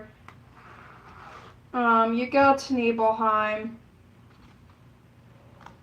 Actually, no, you go to Nibelheim before Golden Saucer. Sorry about that.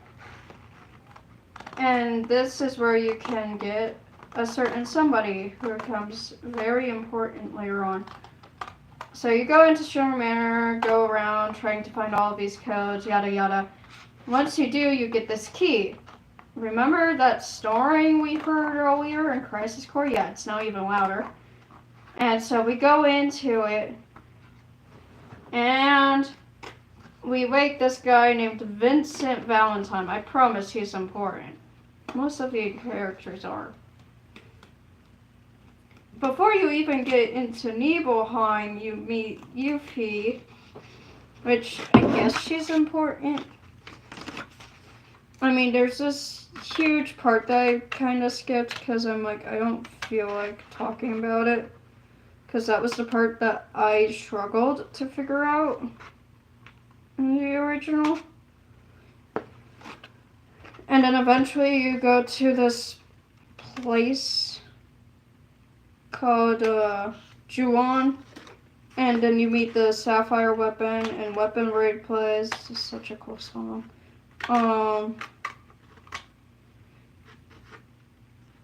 And then, yeah, eventually you'll end up in Golden Saucer with basically everybody that you need, including Sid.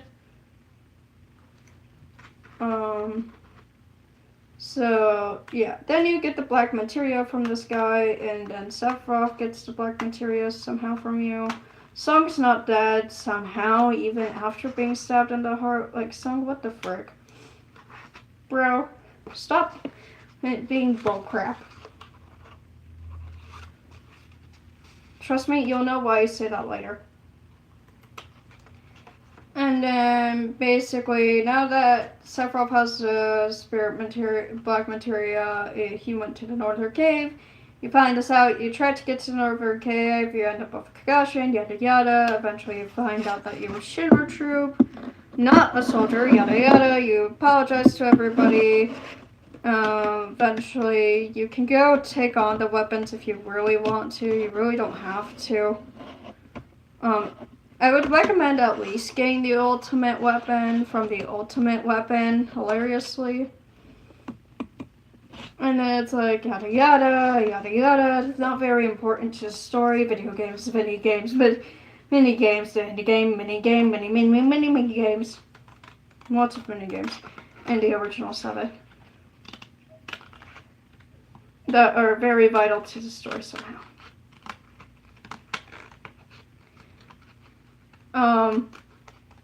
And then eventually you get to the Northern Cave, you finally find Sephiroth, or at least what you thought was Sephiroth. You beat that little thing, I can't remember what it's called, but it's basically Sephiroth. And then you go down even further into the Northern Cave, and then you find the actual Sephiroth.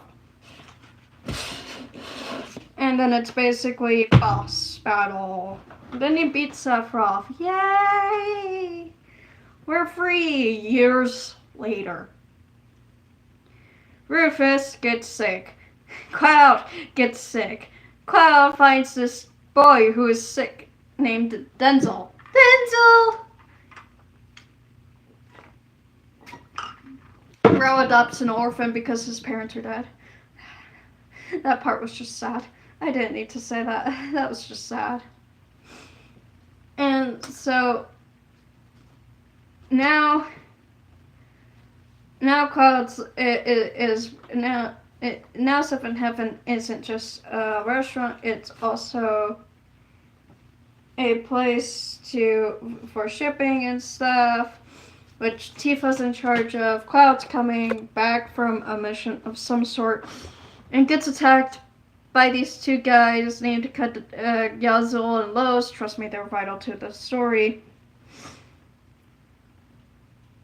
In the beginning of the story, we can hear Sung and Elena. Trust me, Elena is very important to the story. I just left her out in the first 7 because I didn't want to bring her up because she's a biscuit. You fight the Turks many times, but then they become your friends. That's weird. And so now, in the beginning, you hear Elena and Sung getting attacked. Then it cuts to Cloud basically getting attacked, but he's able to fend them off. And then gets back and goes like, Tifa, you won't believe what happened, yada yada. Tifa's like, okay, just keep an eye on Denzel and Marlene. I've got stuff to do, yada yada. And then Cloud gets a call from Rufus saying, hey, you need to get over here. We need to chat. Actually, no, it's from Rufus, I think.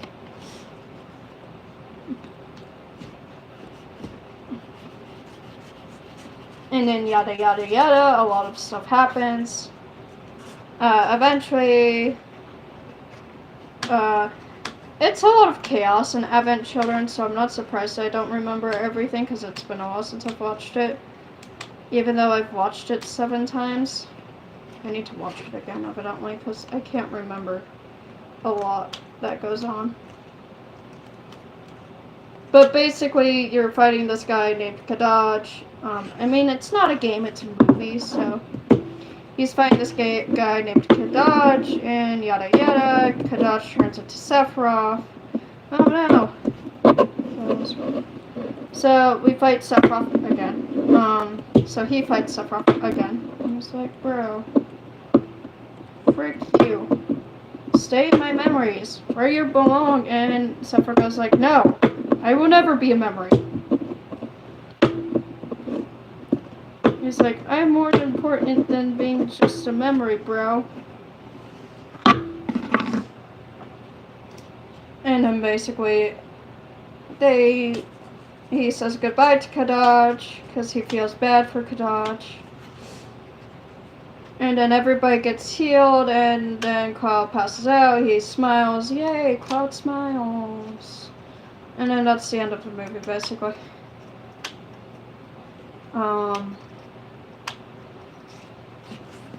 Dirge of Cerebus. This is where Yuffie and Vincent get very important. You get to this opening scene of Vincent talking to Yuffie, them checking the Mako cannon from Juon, and then a life form appears. It happens to be Hojo, and Vincent's like, I knew it! Goes up to check it out, and tries to get him, but then lightning strikes. Yuffie grabs him, and it's like, Vincent! Basically kind of yelling at him for being a dumb boy.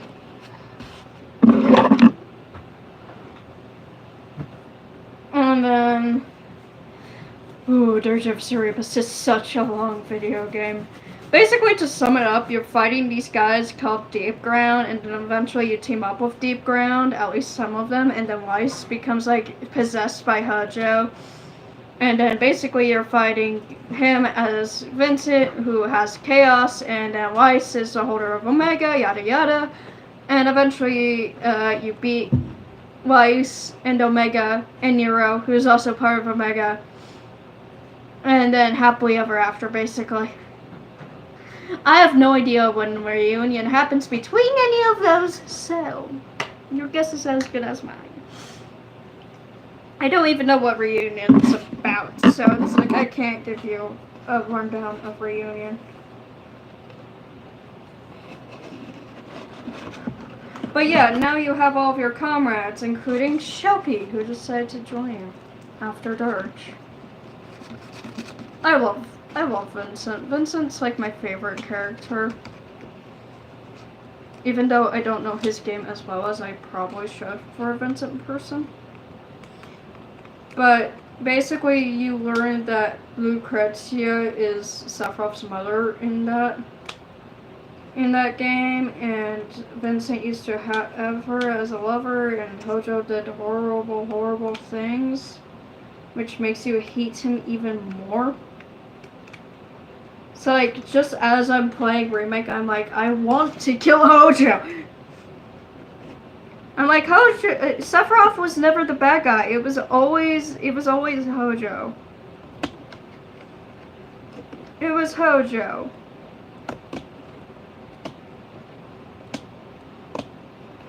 It wasn't Sephiroth, it was Hojo.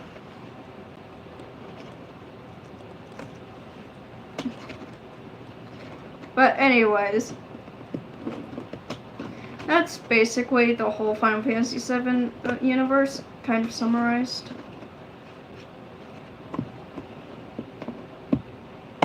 It's very confusing. Final Fantasy is confusing in general, bro.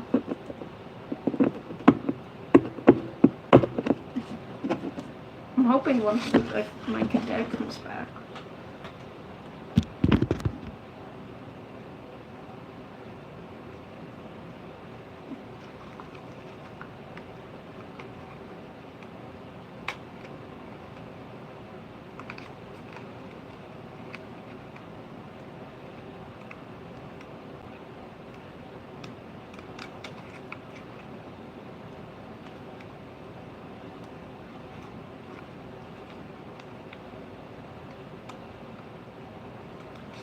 I'm gonna message my friend real quick.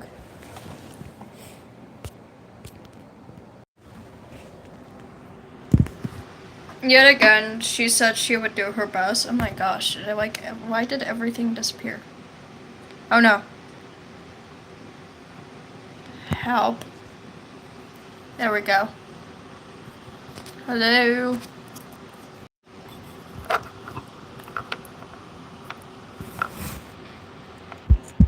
I can't see my comments or like anything.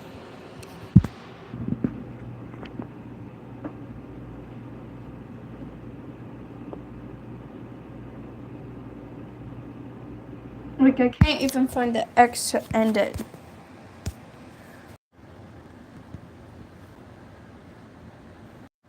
There we go. That worked.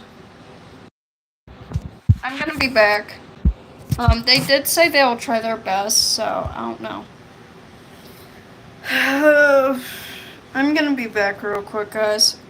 I'm gonna go, get lunch.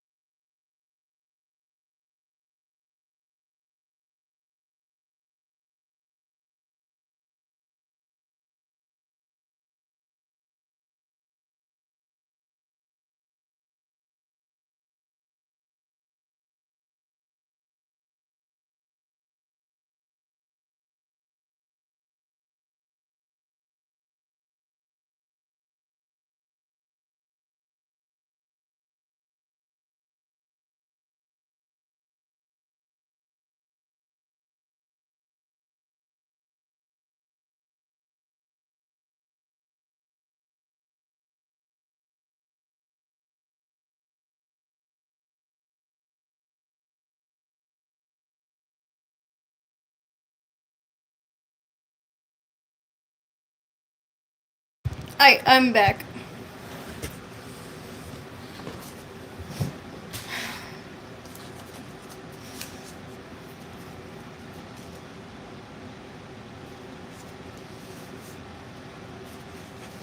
That's a little too high.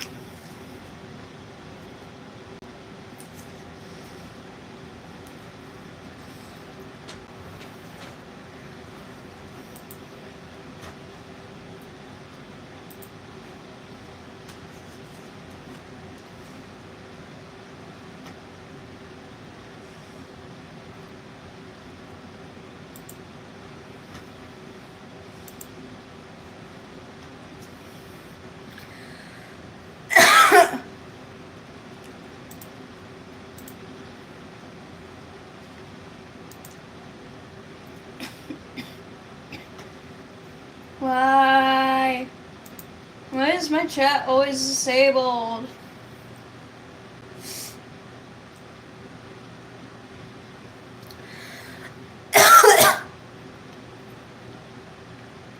Oh, hi.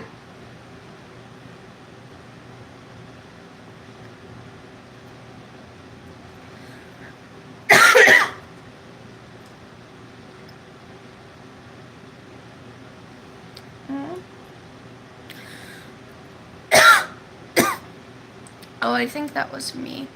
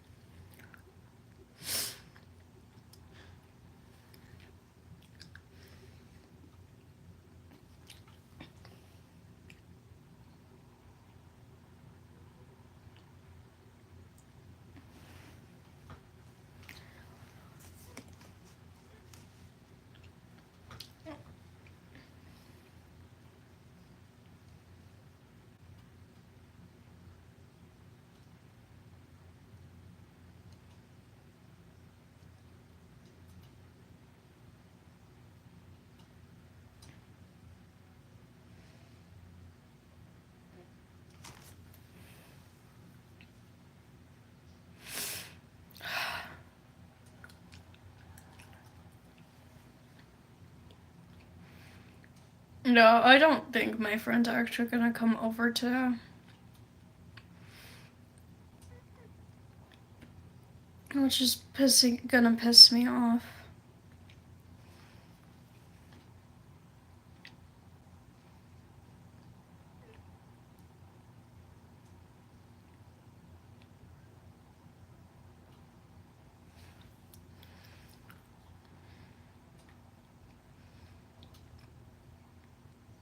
Which means I'm most likely not gonna be able to bring my costume, which fucking sucks. Because that's the whole point of going.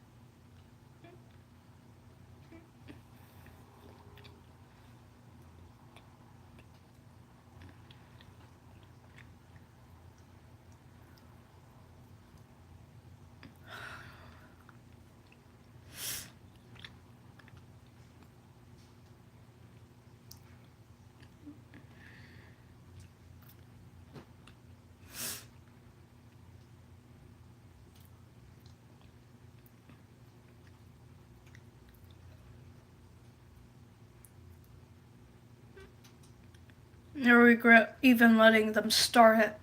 Because now I'm not even gonna have a fucking costume.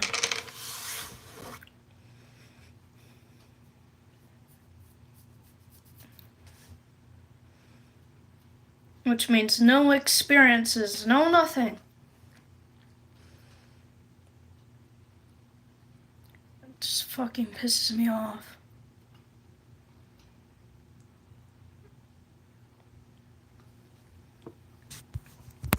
I'm gonna get my sketchbook real quick, guys.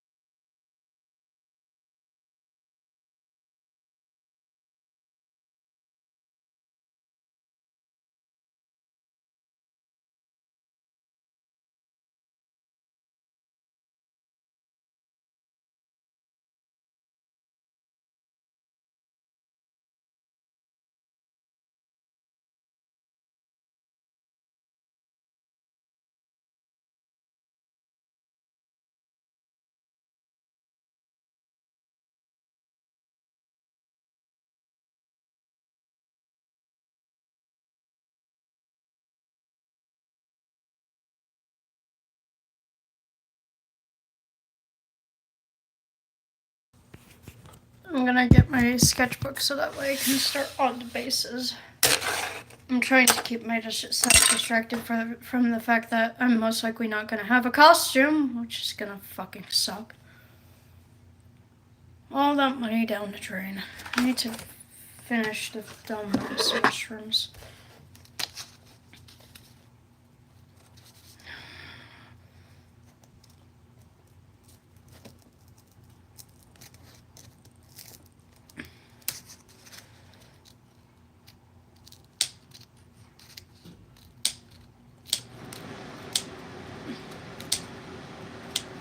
Which means now I'm probably gonna have a destroyed costume. All of that money that went for it. Down the drain. Now it's just gonna be destroyed. I shouldn't have trusted her in the first fucking place. Sorry guys, you don't need to hear this. I'm just fucking frustrated.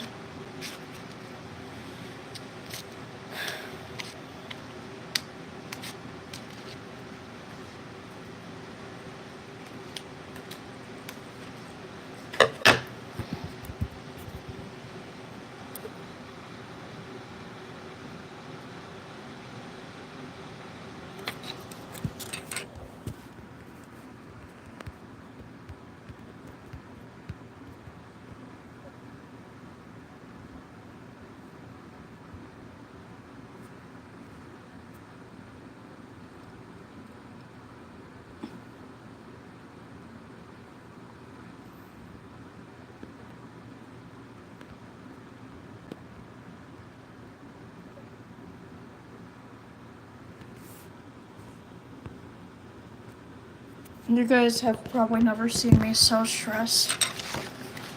Because I'm a lot like my dad.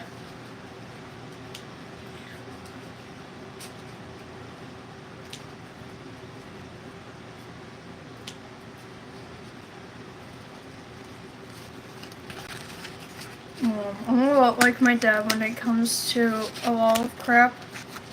Especially when it comes to travel.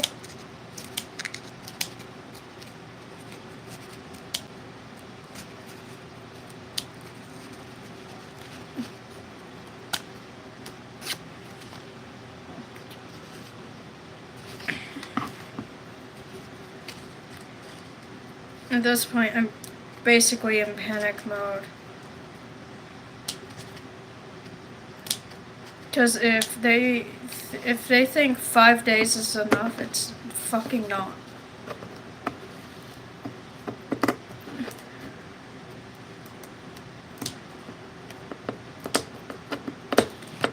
I can't be patient because there is no patience in time.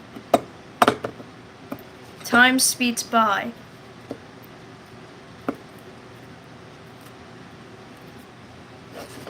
Like nobody else's fucking business. Should have never started trying to fix my costume last minute.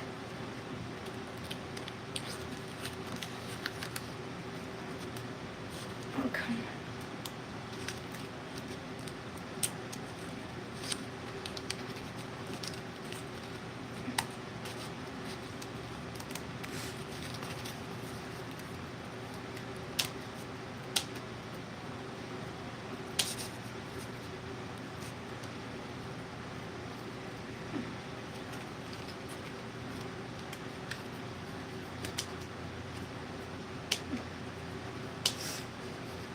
Like, sure, I'm one for putting off deadlines and shit.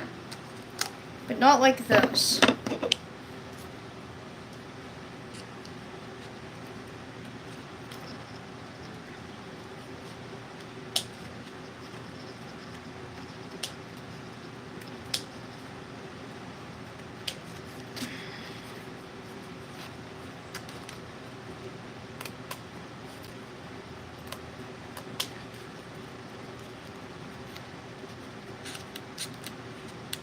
And sure, that may be a personal problem, but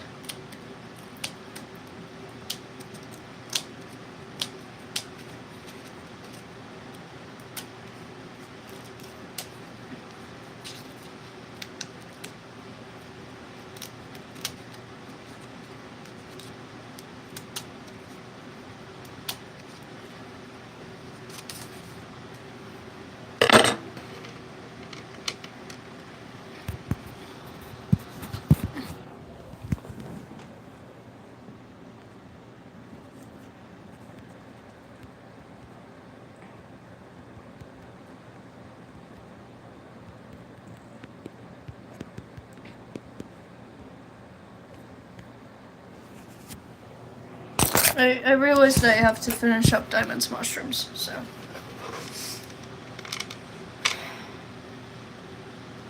My mom's like, chill out, bro. I'm like, bro. You know I don't work like that.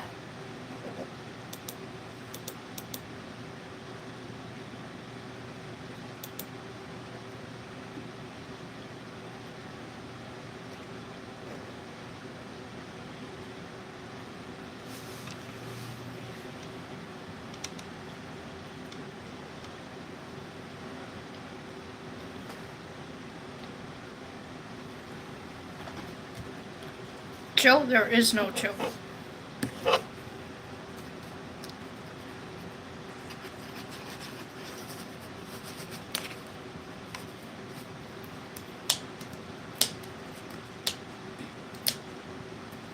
It's like, if you promise to do something for me, you better do it and stick to your promise.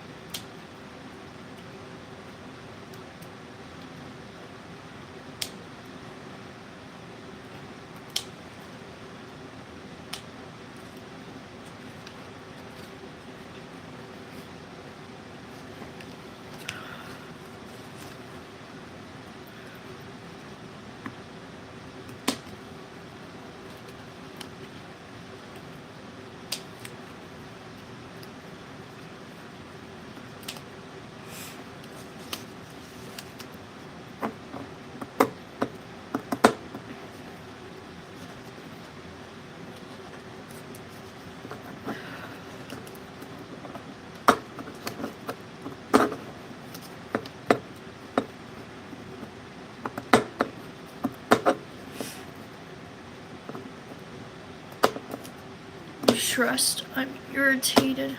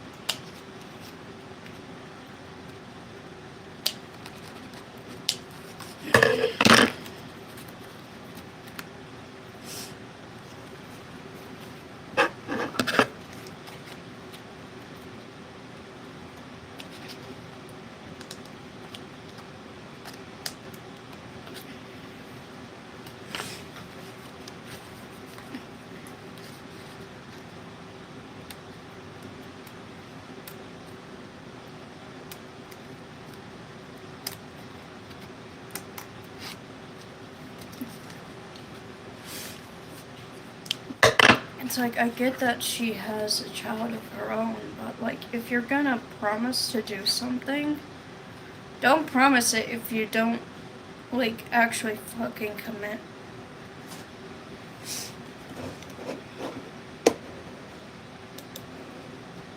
I'm just pissed. I'm anxious.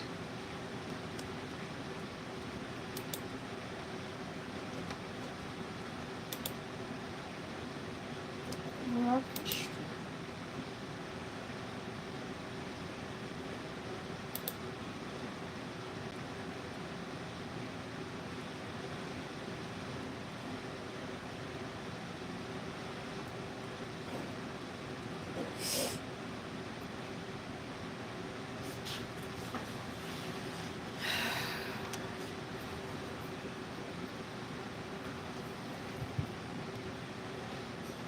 I still amazingly have like so much battery left.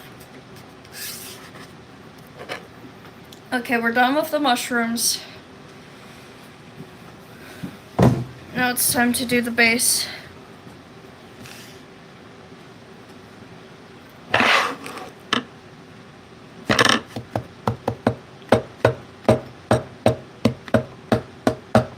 Oh, hi, Rama.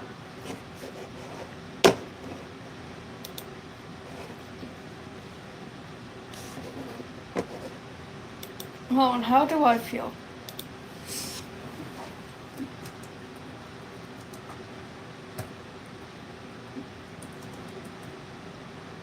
I think that's 15? Yeah. Later.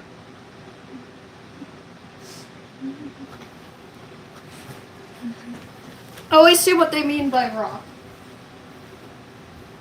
I hear what they mean by raw. I need to hang Galactica up and Strawberry Shortcake up. Yes, that's why I named it. Because I noticed it didn't have a name. I was like, she doesn't have a name! Why does she not have a name?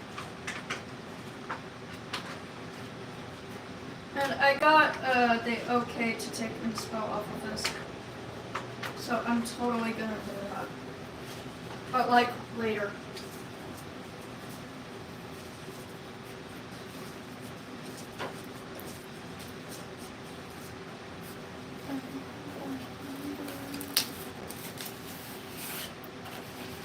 I feel like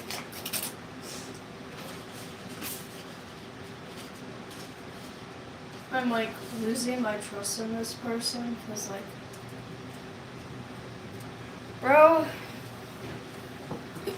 if you guys have ever seen me stress out from travel, which you guys haven't, this is the first time you guys are seeing me stress. It never ends up well for me. I like how they're showing remake as well. Why are you backwards? Trash can.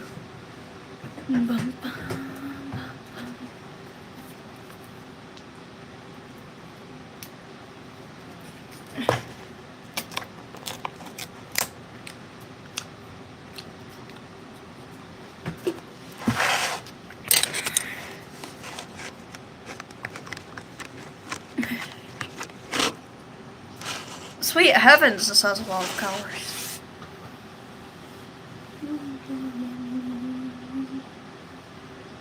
Hi, 6.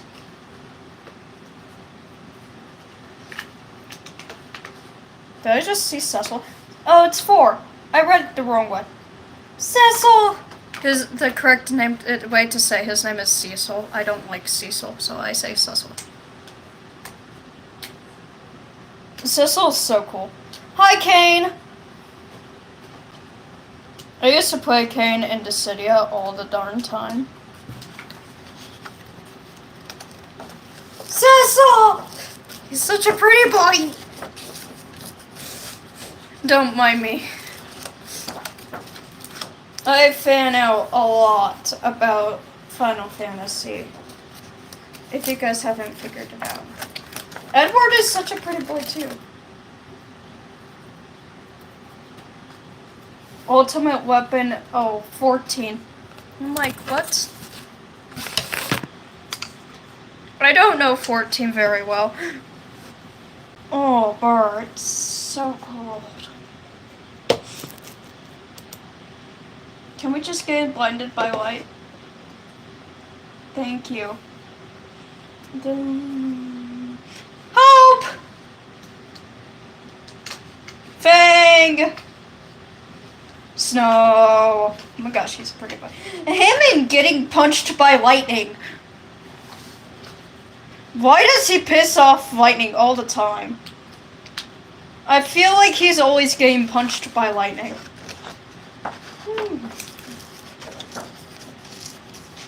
Help with Alexander. Van Neal! I hate Van Neal, actually. Shaz!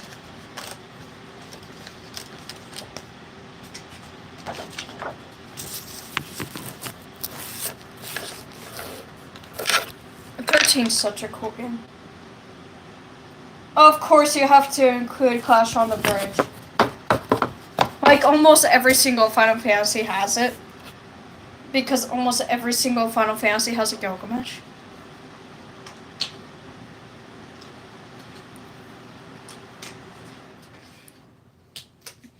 Oh, it's Final Fantasy V.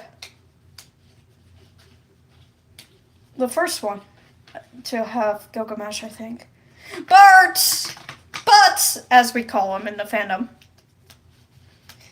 That must be Gilgamesh.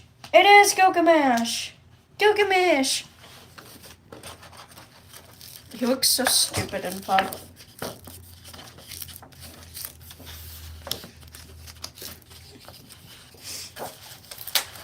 He looks so dope in like 15. He also looks pretty dope in Final Fantasy Type 0. I'm just wondering why they changed his look so much. Oh my gosh, he does that thing with a chicken that some people do in Breath of the Wild. The landing from 8. I've heard this song so many times just because I keep getting stuck in 8. Squall's a pretty boy, but he's one of those boys that are like, I could care less for you.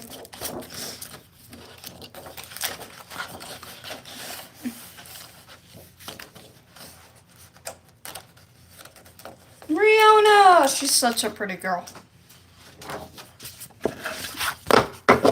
Riona's such a pretty girl.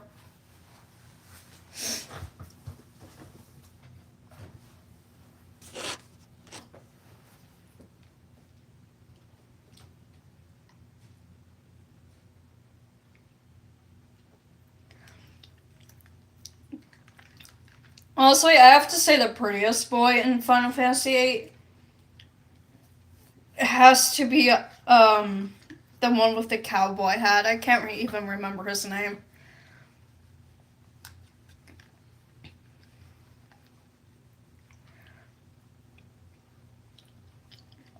It's like not even Cypher, because Cypher's not even that pretty. He's just an asshole.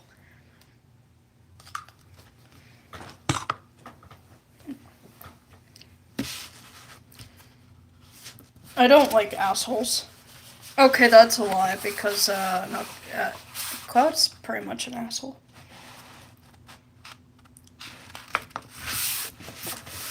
I mean, he's not my favorite. Seriously, Final Fantasy 7 again? There goes Mako Reactor 1. Hi, Corneo. Oh, I guess they're using the original one for this one, so I can't be mad. Sephiroth! He's such a pretty boy. Even in the original, he's still such a pretty boy. Where's Vincent? Where's my boy? Okay, I can't say that legally. He's my favorite, which is why I say my boy. Yet again, Vincent's not too important. Oh, hi, Sapphire Ruffin.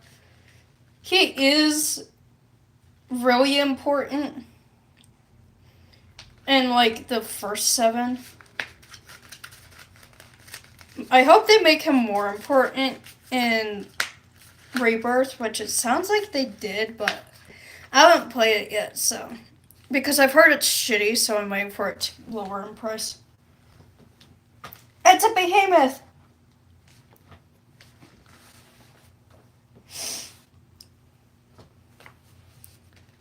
Oh my gosh, is that Onion? Why is he a pretty boy?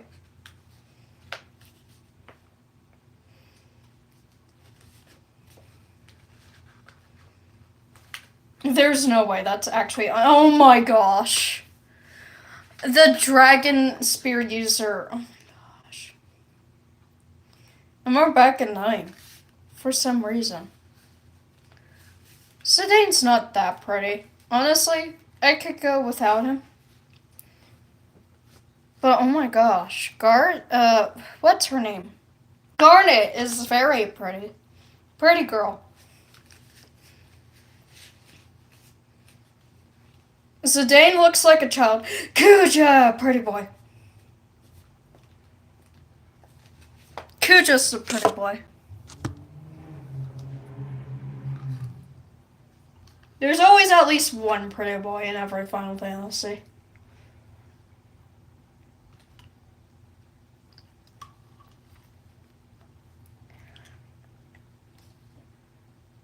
And I say at least one because so many people will disagree. Garnet's such a pretty girl.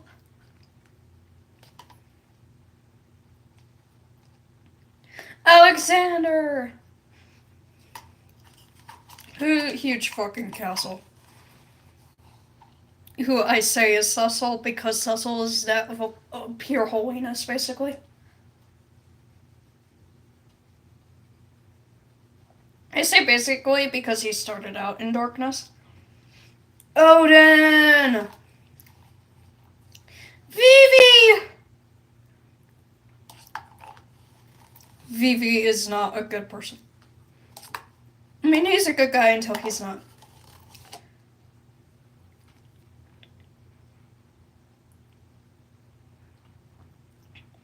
Busk! We're in 12 now.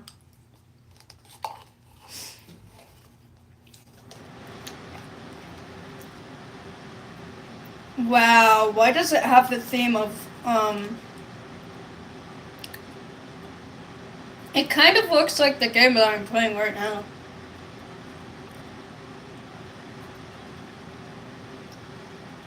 Oh, it's like 13. Fuck that.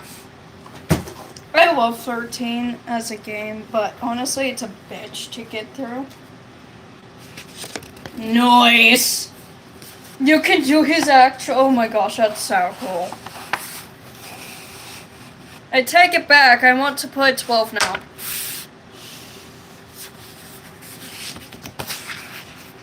Because it looks so cool. I wonder if they'll include Zero or not. 0 technically came out before 15, so we'll see. Is that Tara? I was expecting better. Okay, I can't say that since 6 came out a very long time ago. Yeah, that has to be Tara.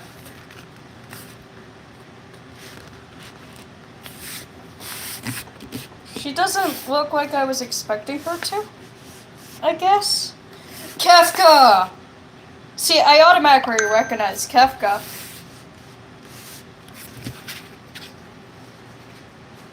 Yeah, that tells me something wrong. Oh my gosh, Shadow! Shadow. I don't know if he ever, like, reveals his face. Oh yeah, that's Tara, for sure.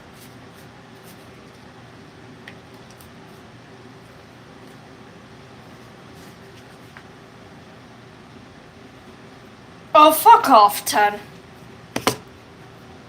The only thing that's good about you is Blitzball.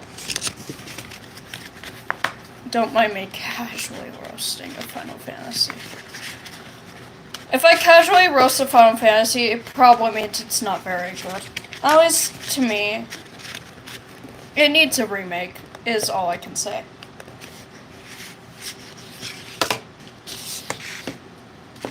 Because here's the problem with it. Camera angle.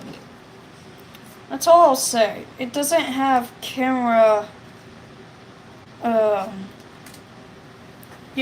like, you can't control the camera, and that's the only problem with it. Literally, that's the only problem with it. The graphics are great.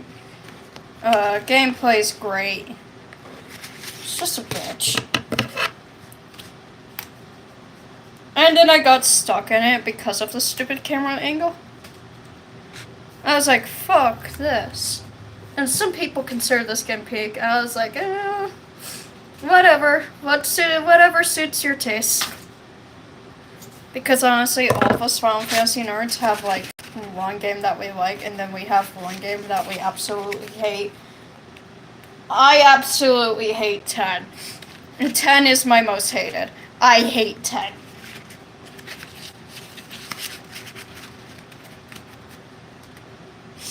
Aaron's a pretty boy, though. I'll give them that, though.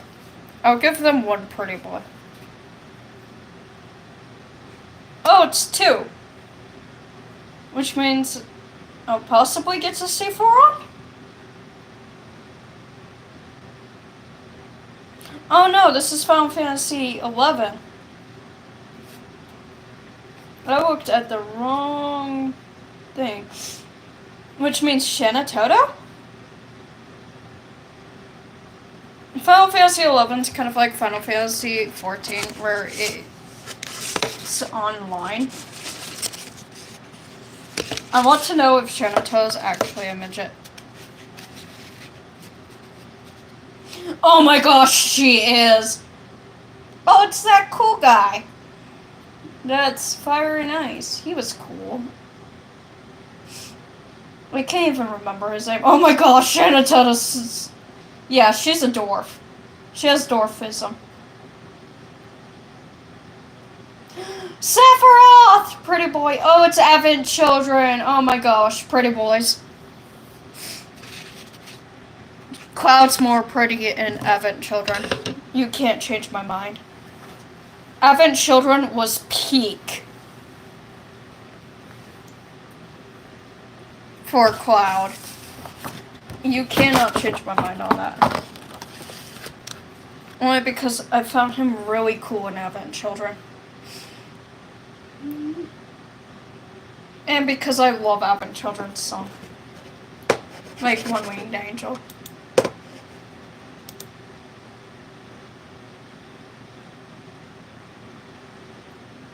It's Final Fantasy 2.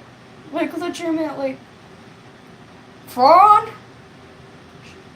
Well, I get to see him. He was such a cool character. Oh my gosh. Emperor, why are you a pretty boy? Who is that? Oh, don't. Noctis! Pretty boy.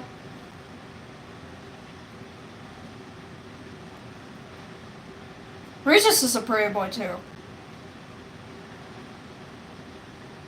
Luna's a pretty girl. 15 has a lot of pretty boys in it.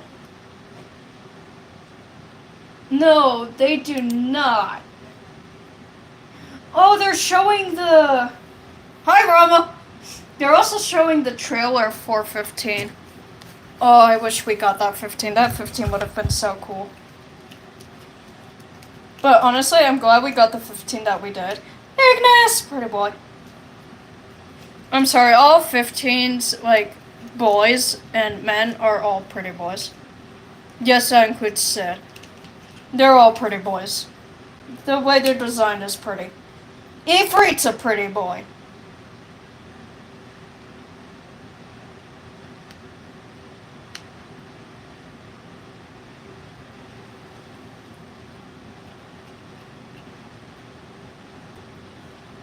Oh, it's Final Fantasy IX again. They didn't do very well on this.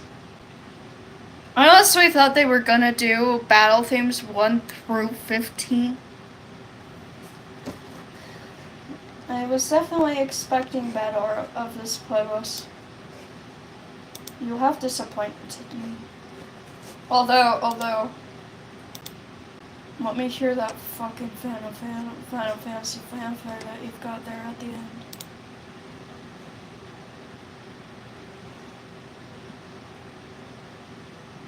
Oh, standard Final Fantasy fanfare. Sunberries! Oh my gosh, you're so cute. So cute, but deadly. He's beauty, he's grace. He will deal 99999999999 damage to your face.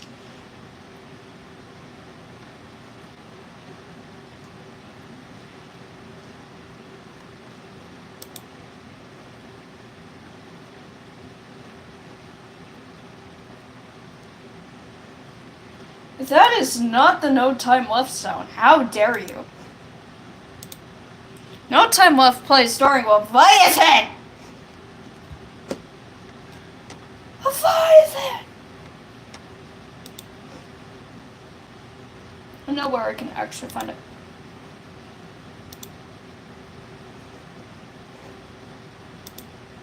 Or it won't piss me off.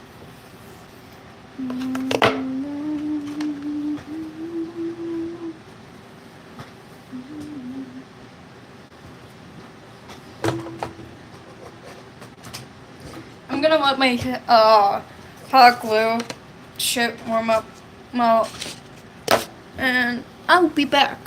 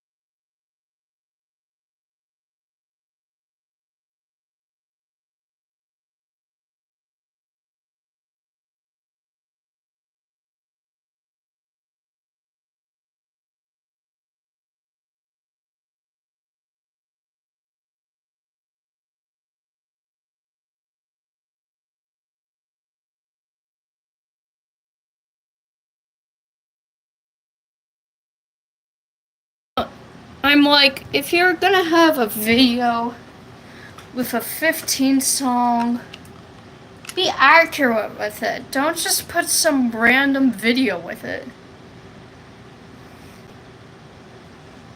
Because, like, bro, you've got to do it at least when it actually plays.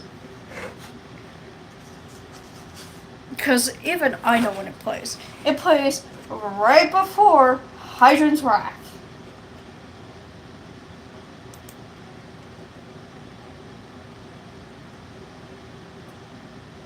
Which is right before Apocalypse Aquarius.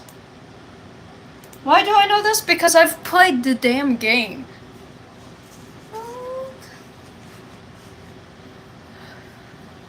I'm so ready for her to come out, but I'm not at the same time because I'm like, ew.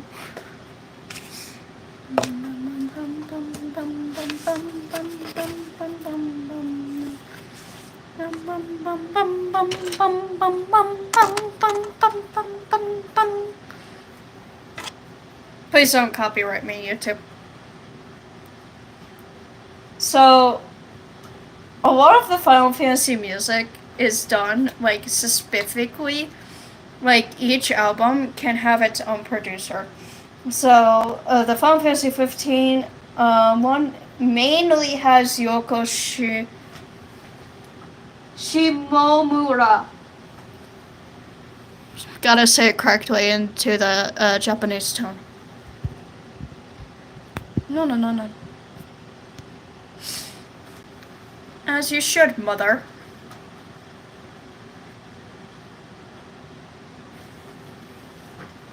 So me and my pops get very uptight about traveling. Because we... Unlike some people, we're actually the ones that like being early on things. Which is why I keep asking Mom, hey, what time are we leaving? Hey, what time are we leaving? Hey, what time are we leaving? Because it's like, I need to know what time I'm waking up in the morning. Y'all, part of my anxiousness is because I'm very, very, very excited to go. If I'm not anxious about the time, that tells you something is wrong. But if I'm anxious like this, that means something's good. That means I'm ready to go and have fun on my trip. Are you hot enough yet? Yeah, sure.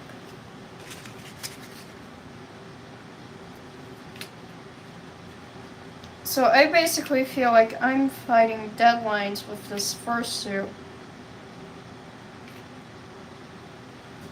I don't think I might take a mini dragon with me, only because I know a lot of kids are gonna be there. But I'm not sure yet. I'm gonna have to see where packing space is at. So I might. That's a huge might take a dragon with me.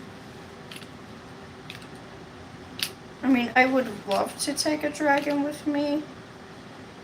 If I can, I would love it for it to be one of my mains. Neither of my mains are minis. Both of them are big dragons.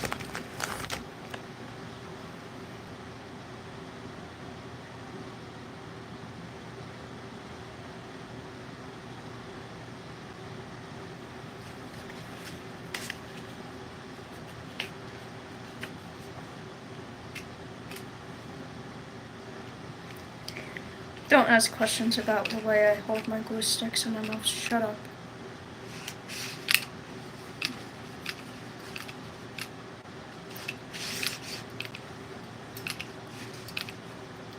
That's just how I hold them, alright guys?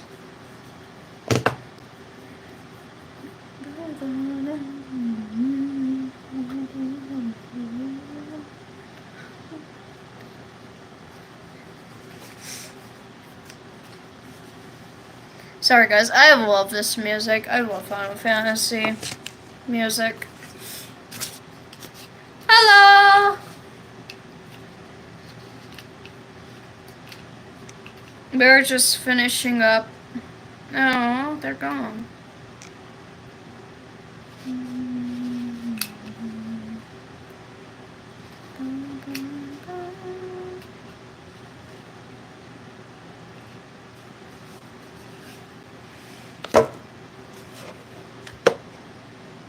At this point, I might as well just let that playlist play.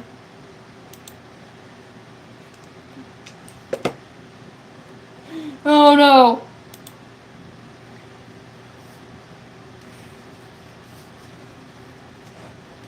I thought they were gonna come back.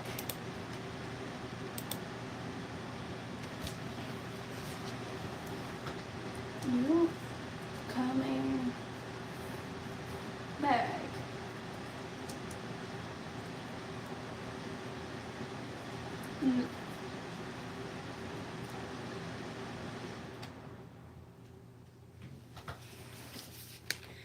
Hello. I think that's them. I don't know.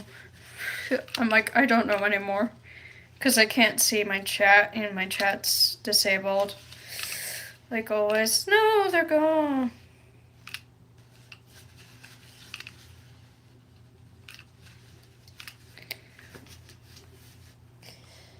That most likely wasn't them. Sad.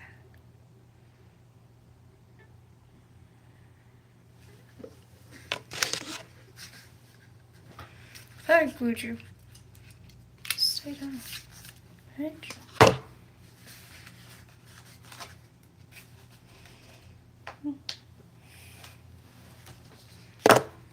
Okay, so this part goes by very, very quickly. Morning, I may or may not burn myself, which I already have. So just be prepared for profanities.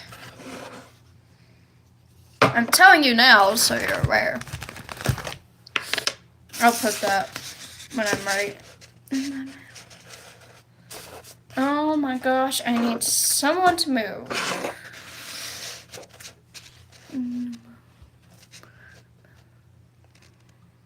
There we go.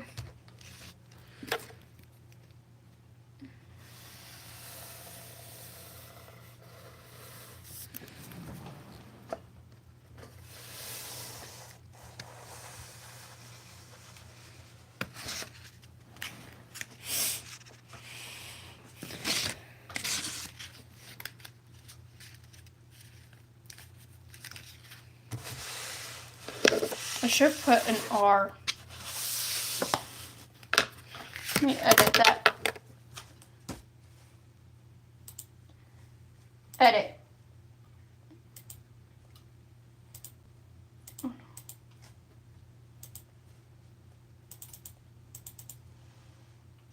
Let me edit it. Oh my gosh.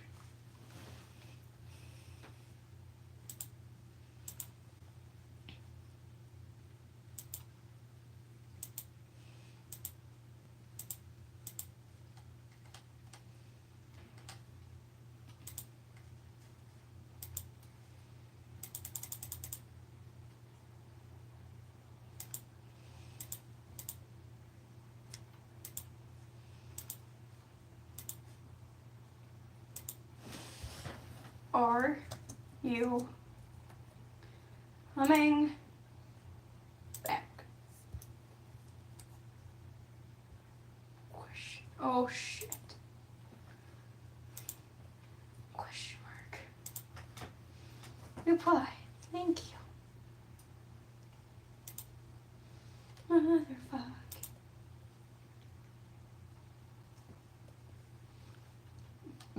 Eat.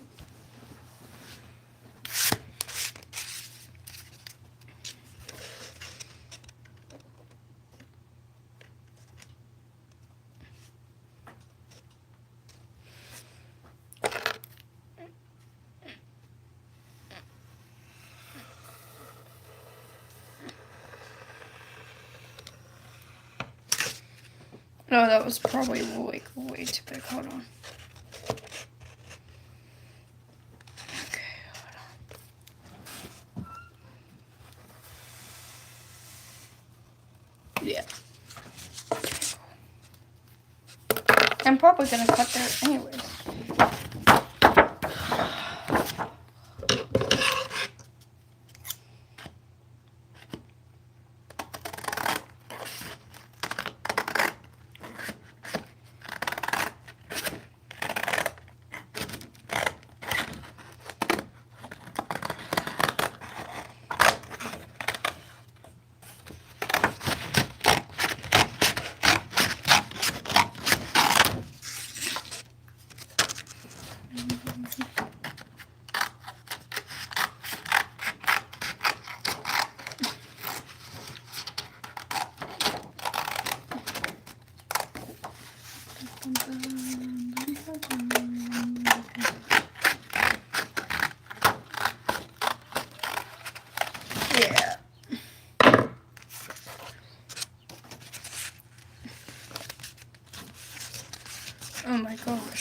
I'm like, fuck. It never folds correctly. So it's like, bitch. Pizza, pasta, put it in a box. That song's severely, very inappropriate. Please don't copyright me.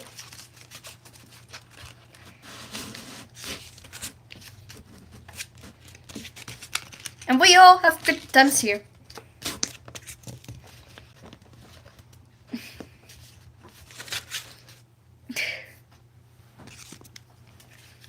I just realized I won't hear Hellfire, which is gonna sound weird. I need to make a separate playlist. Hot motherfucking asshole. I need to make a separate playlist on Spotify that's meant for my computer.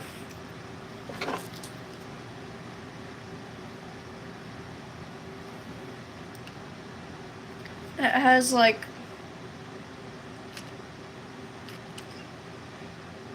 all the songs on there, like the actual songs on there, so that way I can listen to all of the songs that are technically on this playlist without technically listening to all of the songs that are on this playlist.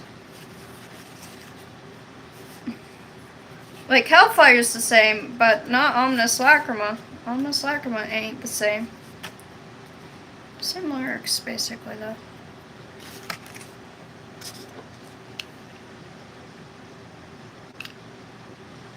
They got rid of this cool part of Omnis Lacrima, and I'm still mad at them for it. Hot, hot, fuck, bitch.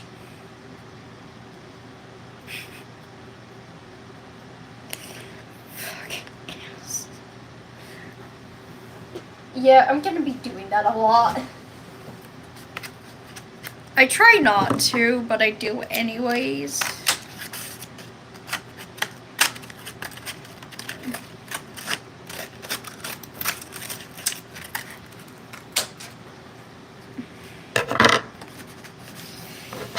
You would tell if I was doing it on purpose. There's a completely different reaction.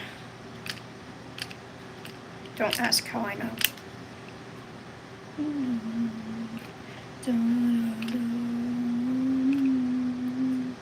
I never do this shit on purpose, because it hurts like hell.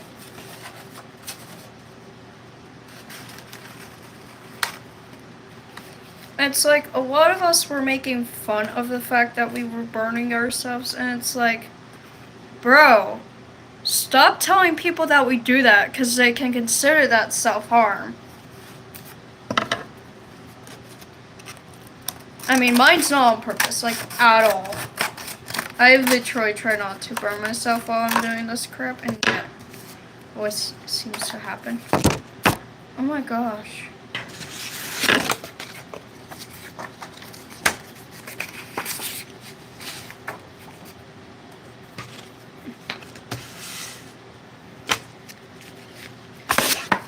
Time for the fun part.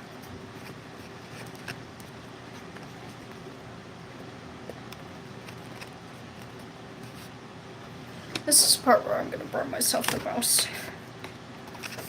I'm like already aware of it, so.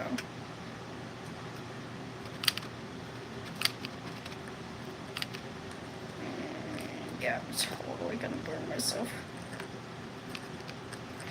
What?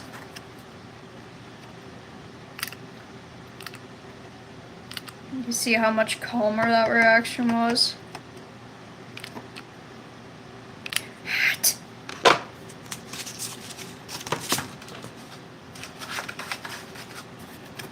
Get up there.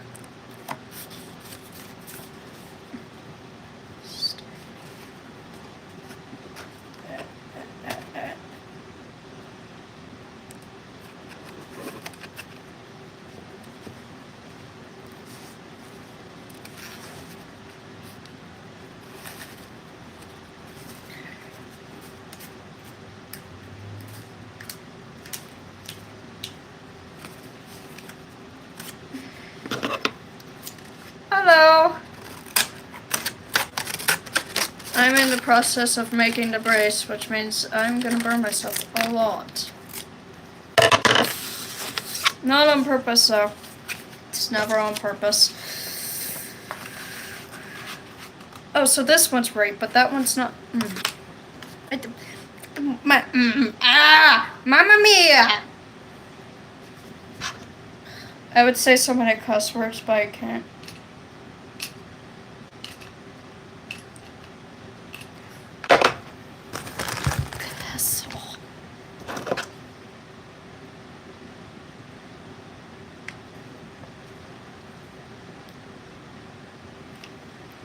Do not mind the way that I just did that.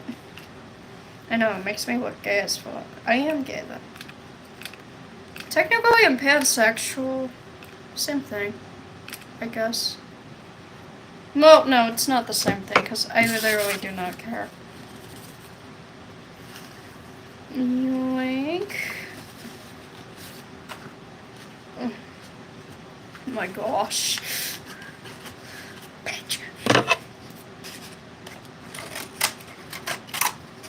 You're about to see me struggle hilariously with tape.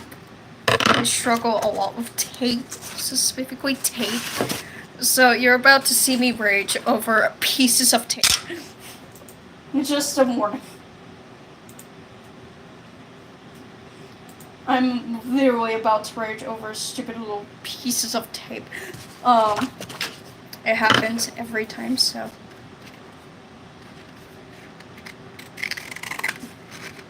Fingernail world, fingernail world, fingernail, fingernail, fingernail, fingernail, fingernail.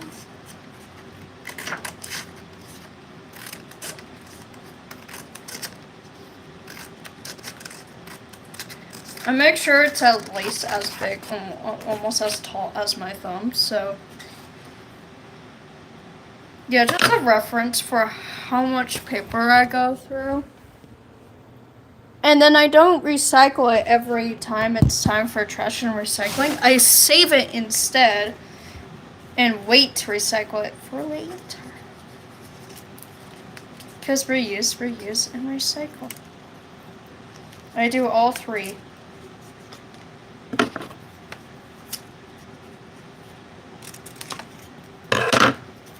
It's about almost every 4 to 5 weeks I dump it out.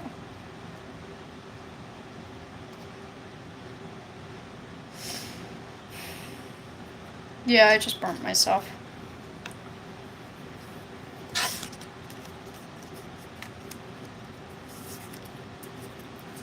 I'm much more calmer when I know it's gonna happen. Because of what I'm doing. I'm making finger rings right now.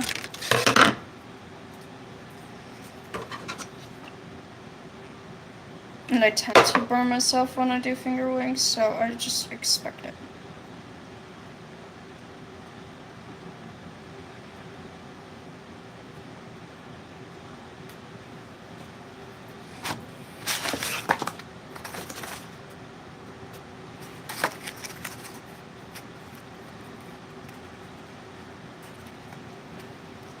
I'm gonna appreciate how pretty this space is right now.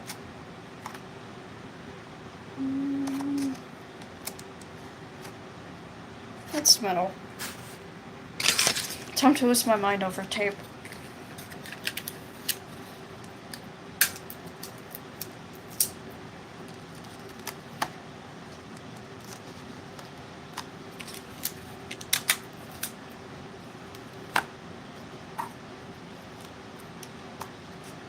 Shara, H.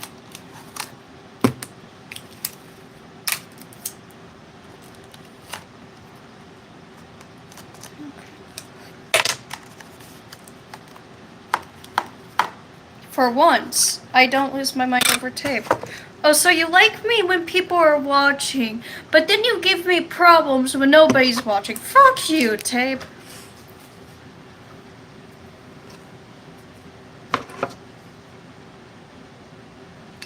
Why did my Spotify stop playing? Oh, it's because my computer doesn't do what my phone does. I'm like, why did my Spotify stop playing? For once they fit perfectly. No.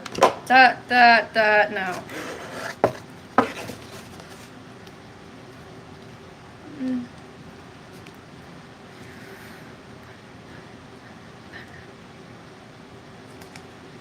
Okay. Well, for once I didn't lose my mind over the tape. So, yay. Look at that. Clean, pretty, nice and mystique. Oh, you have not neutral.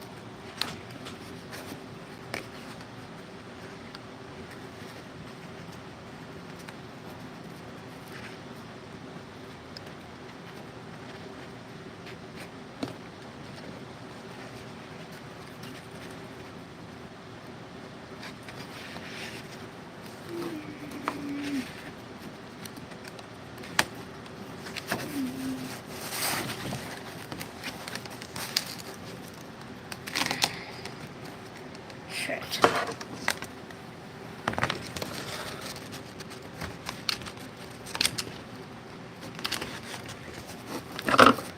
Oh, sticker.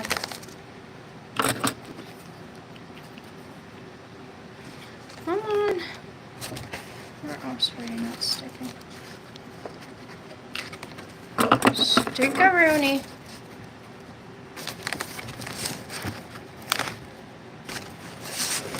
Seriously, oh my gosh.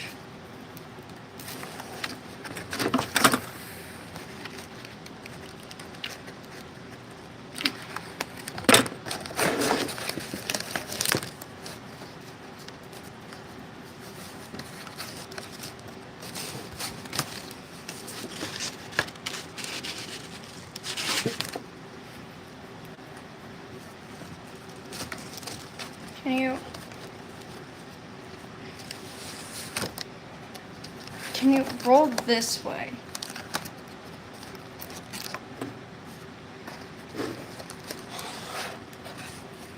Okay.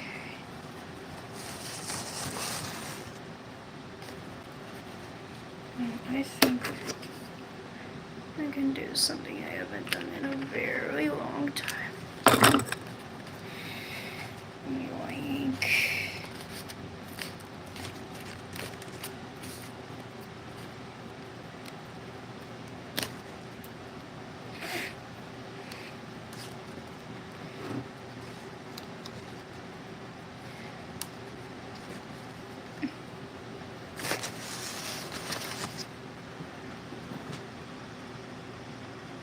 Oh, you're so off.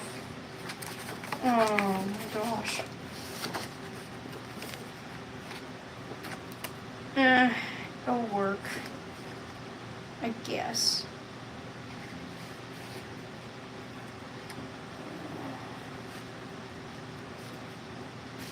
Nobody notices that shit anyways.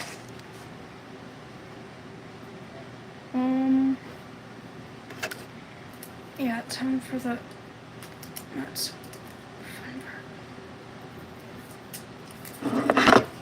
Oh, shit. Scheiße.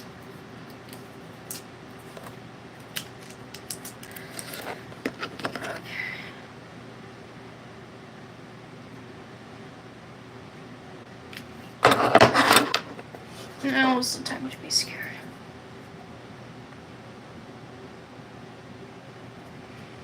Because if I get this wrong, it's gonna look absolutely shit. Oh no.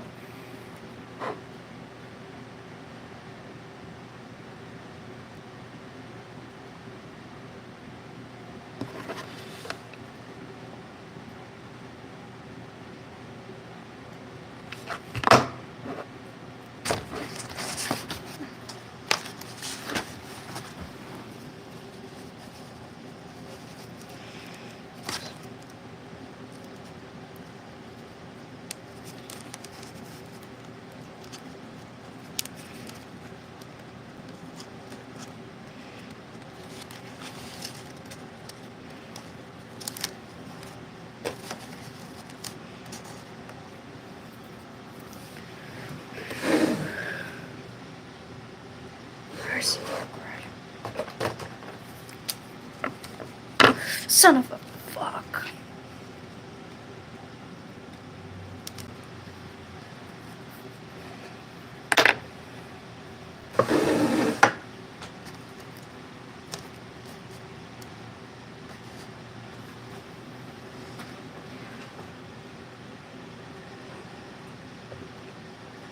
And she's done.